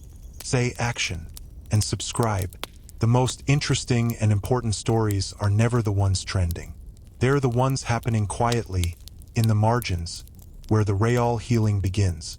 We've walked through the museum of our near extinctions. We've seen the lancets, the empty bowls, the stinking rivers, the bloody processions, the poisoned paints. It's a grim tour, but every museum has a gift shop. Ours doesn't sell trinkets, it sells tools. Because the point of studying catastrophe isn't to feel smart or sad. It's to not repeat it. So here it is, not a manifesto, a manual, scribbled in the margins of history by the survivors. The rules aren't new. They're as old as the first person who looked at a doctor's knife and said, "No thanks." Rule 1. Respect the system but live in the cracks. The system, medical, social, digital, political, is necessary. It's the map society draws to avoid chaos. But remember, maps are not the territory. They get outdated. They have blank spaces labeled, "Here be dragons." Your life happens in the territory. Pay your taxes, follow the reasonable laws, but keep a part of your mind in the blank spaces. That's where adaptation happens. That's where you plant the stubborn seed. Loyalty to the map over the reality is how you follow a medieval diet during a famine. Rule 2. When the solution is simple, elegant, and painful, be afraid. Bloodletting was simple, too much blood, let it out. Killing cats was simple. Cats are creepy, remove them. The digital outrage mob is simple. Find the bad person, destroy them. History's worst ideas are often beautifully simple. They offer the relief of certainty. The right answer to a complex human problem is usually messy, complicated, and requires patience.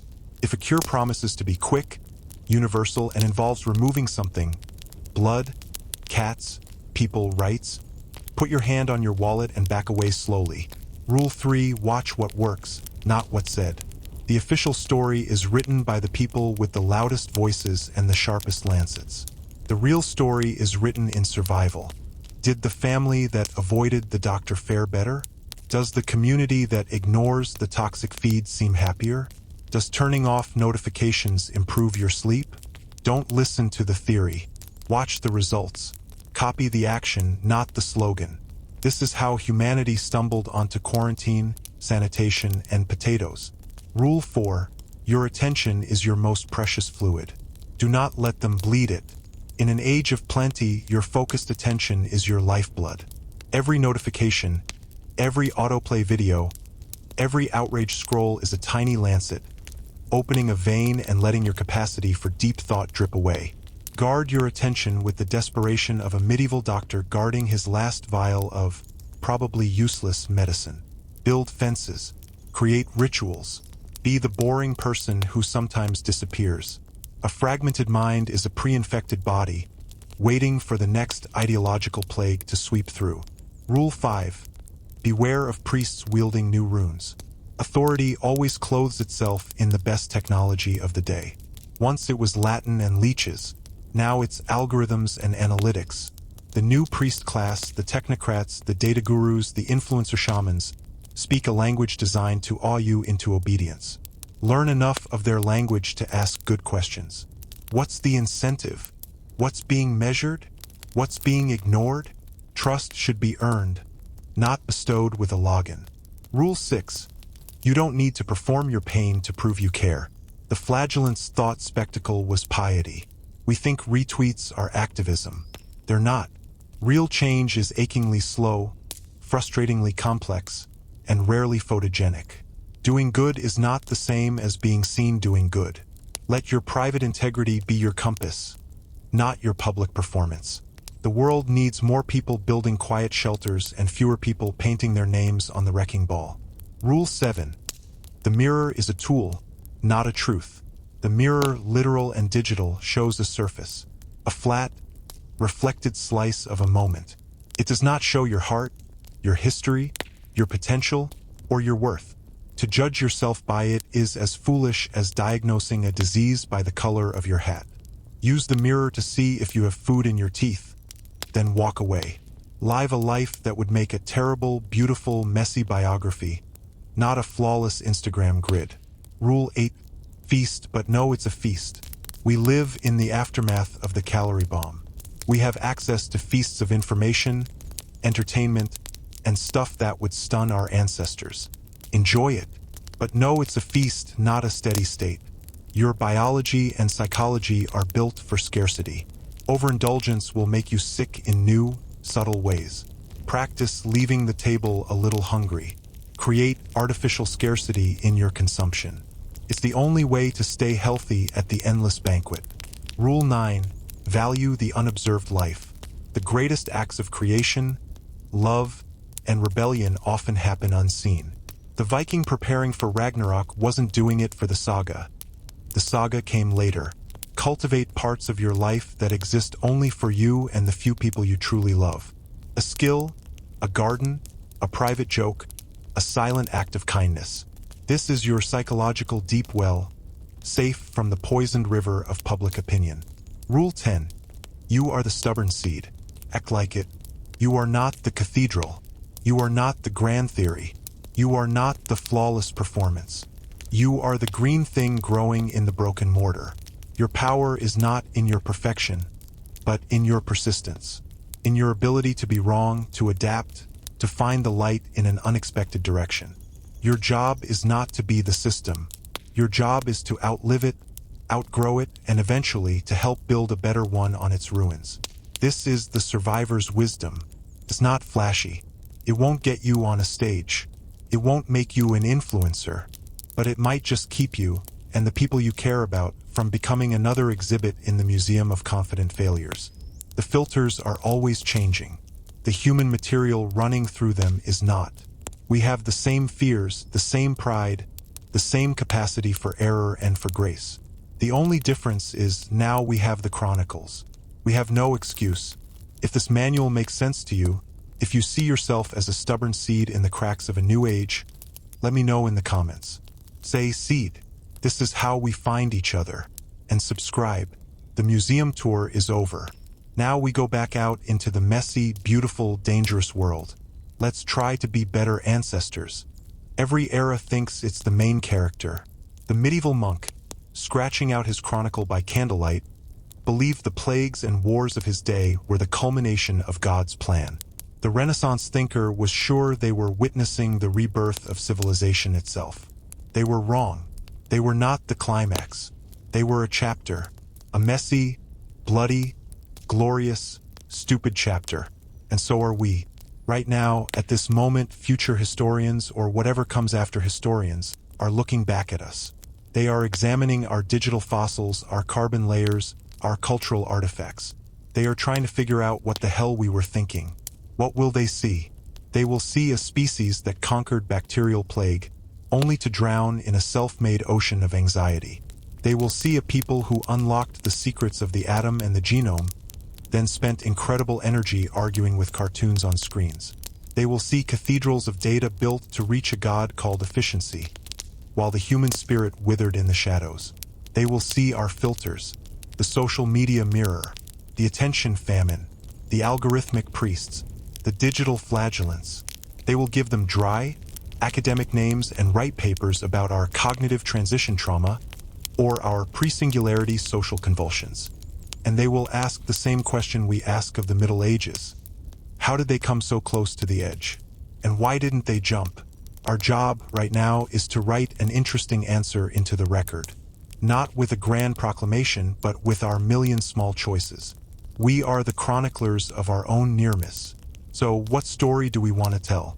Do we want the chronicle to read, early 21st century humanity, despite possessing all knowledge, chose to marinate in performative rage and self-distraction until ecological or social systems collapsed?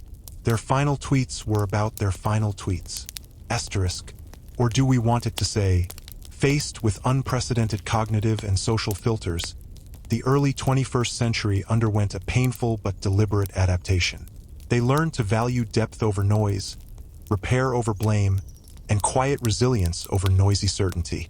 They stabilized their attention, reformed their systems with humility, and laid the groundwork for the next descent. The second story doesn't happen by accident. It happens because enough people read the old chronicles and recognized the patterns. It happens because enough stubborn seeds decided to grow in a different direction. This means we have to start thinking in legacy time. Not what will this do for me today, but what will this look like in the chronicle? It's the Viking mindset applied to civilization. We may not win. Our Ragnarok, climate change, AI misalignment, societal fracture may still come, but how we face it will be the story. Did we face it like flagellants, whipping ourselves and each other in a frenzy of blame? Or did we face it like Odin, seeking painful wisdom even when it revealed our doom? Did we build walls to keep out the truth, or did we build libraries to contain it? The tools are in our hands. We have the mirror. We have the opera house. We have the lancet. We can use the mirror to obsess over our reflection, or we can use it to signal a warning to someone far away. We can use the opera house to scream only our own pain, or we can use it to harmonize 1,000 different voices into something new. We can use the lancet to bleed, or we can use its steel to carve a better tool. The chronicle is written in the cracks. It's written by the programmer who designs an algorithm for serendipity instead of addiction. The teacher who shows a kid how to think, not what to think. The neighbor who builds a community garden instead of a higher fence. The person who chooses a hard truth over a comfortable lie and speaks it with kindness. You, when you put down the whip and pick up the shovel. We are not powerless before the filters of our age. We built them, and we can repurpose them. The very networks that spread panic can spread coordination. The platforms that fuel vanity can fuel education. The tools of distraction can be tools of focus if we demand it. The final call to action is this: be a good ancestor. Write a good line in the chronicle. Make your life a sentence future people will read and think, "Ah, there was one who understood. There was one who planted a seed instead of just complaining about the weather." It doesn't require heroism. It requires daily, stubborn, unglamorous decency. It requires protecting your attention so you can see clearly. It requires questioning the priest so you can find real wisdom. It requires stepping off the procession so you can do real work. We have stared into the abyss of our own foolishness for 10,000 years. And we're still here. Not because we're brilliant, but because we're stubborn. Not because we had a plan, but because we had each other in our flawed, frustrating, beautiful ways. Let's make sure the chronicle says that. Let's make sure they know we saw the patterns and we tried. If you want to be part of writing that better chronicle, let it start here. In the comments, don't just type a word. Tell me one small, specific thing you will do this week to be a better ancestor. A boundary you'll set. A skill you'll learn. Connection you'll mend. A piece of digital garbage you'll refuse to spread. That's the first sentence of your entry. And subscribe, not just to this channel, but to the project. The project of being a conscious, stubborn, hopeful human in a world that keeps inventing new ways to forget what that means. The next chapter is ours to write. Let's make it a page-turner. We have traveled a long road. From the lancet to the algorithm. From the world serpent to the climate graph. From the first face in the obsidian mirror to the infinite reflections of the digital self. It's a story of filters, of all the ways we've built traps for ourselves, confident we were building stairs to heaven. It would be easy to end this story with a shrug, to say, we're a mess. We always have been. We always will be. Good luck. But that misses the point. The point isn't that we're foolish. The point is that we're here, despite the foolishness. Because of it, in a strange way, hope for humanity has never lived in the gleaming spire of the perfect idea. Hope has always lived in the fracture, in the crack where the light gets in and the seed takes root. Look at the evidence. Our greatest leaps forward were not the result of flawless plans executing perfectly. They were rescues. They were workarounds. They were accidents observed with enough wit to be copied. The printing press wasn't invented to spread enlightenment. It was to make money copying indulgences. The discovery that citrus cured scurvy was ignored for decades by the medical authorities who preferred theories about bad air. Penicillin was a mold that ruined an experiment. The structure of our story is not a straight line of progress. It's a zigzag of near disaster and last-minute, clumsy correction. This is not a cause for despair. It's a cause for a very specific, gritty kind of hope. It means we don't have to be perfect to survive. We just have to be observant. We just have to be adaptable. And we have 10,000 years of proof that, at the population level, enough of us always are. The Viking found hope not in avoiding Ragnarok, but in the dignity of the fight. We can find hope not in avoiding our filters, but in the collective act of navigating them. The hope is in the navigation itself, in the fact that we keep trying to steer, even when we're wrong about which way is north. Our survival is a group project done by individuals who dared to be out of sync. The heretic, the grumpy peasant, the curious nun, the tinkerer, the artist who painted something new not because it was approved, but because they had to. The modern equivalent is the developer who designs for well-being, the citizen who seeks nuance, the parent who teaches critical thinking, the person who logs off to reconnect with something real. You are not required to fix the whole system. You are invited to be a point of intelligent, stubborn adaptation within it, to be a node of clarity in the noisy network, to be a cultivator in the ruins. This brings us to the final, most important lesson from our brushes with Extinction. Meaning is not found in the destination. It's forged in the navigation.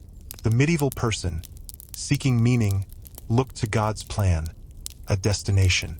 The Viking, seeking meaning, looked to a glorious defeat, a destination. Both were trying to skip to the end of the story to find the point. But we, their children, have a different opportunity. We have seen that the destination is always shifting, always receding, often wrong. The Black Death wasn't God's plan. Ragnarok wasn't a prophecy. It was a myth. The meaning is in the sailing. In the daily, unheroic work of bailing water, mending sails, arguing over the maps, and occasionally, spotting a new shore.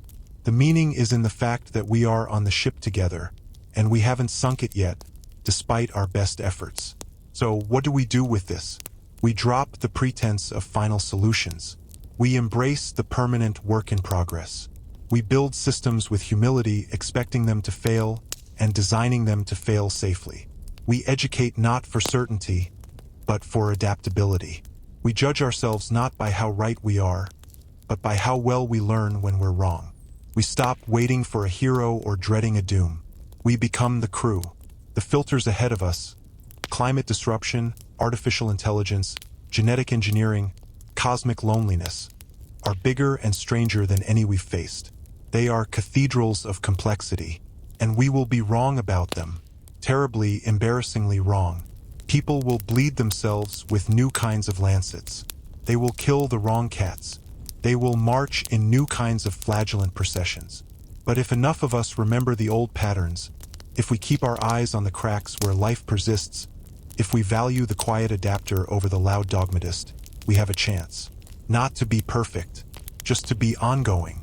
That is the hope. Not a bright, blinding light at the end of the tunnel, but the stubborn, flickering flame of a candle in a study, where someone is still reading the old chronicles, still asking questions, still planting a seed in a pot on the windowsill. The story continues, and you are writing your line right now. Make it a good one. If this journey from the edge of extinction to the edge of understanding has meant something to you, do one last thing. Share this, not for me, for the conversation, for the person who needs to hear that our stupidity is not the end of the story, but the raw material of our resilience. For the stubborn seeds out there who need to know they're not alone. Subscribe if you want to keep building this lifeboat of ideas together. The next filter is always coming. Let's make sure we're ready to adapt. Thank you for listening. Now go. Be a good ancestor. Be a crack where the light gets in. The chronicle is waiting.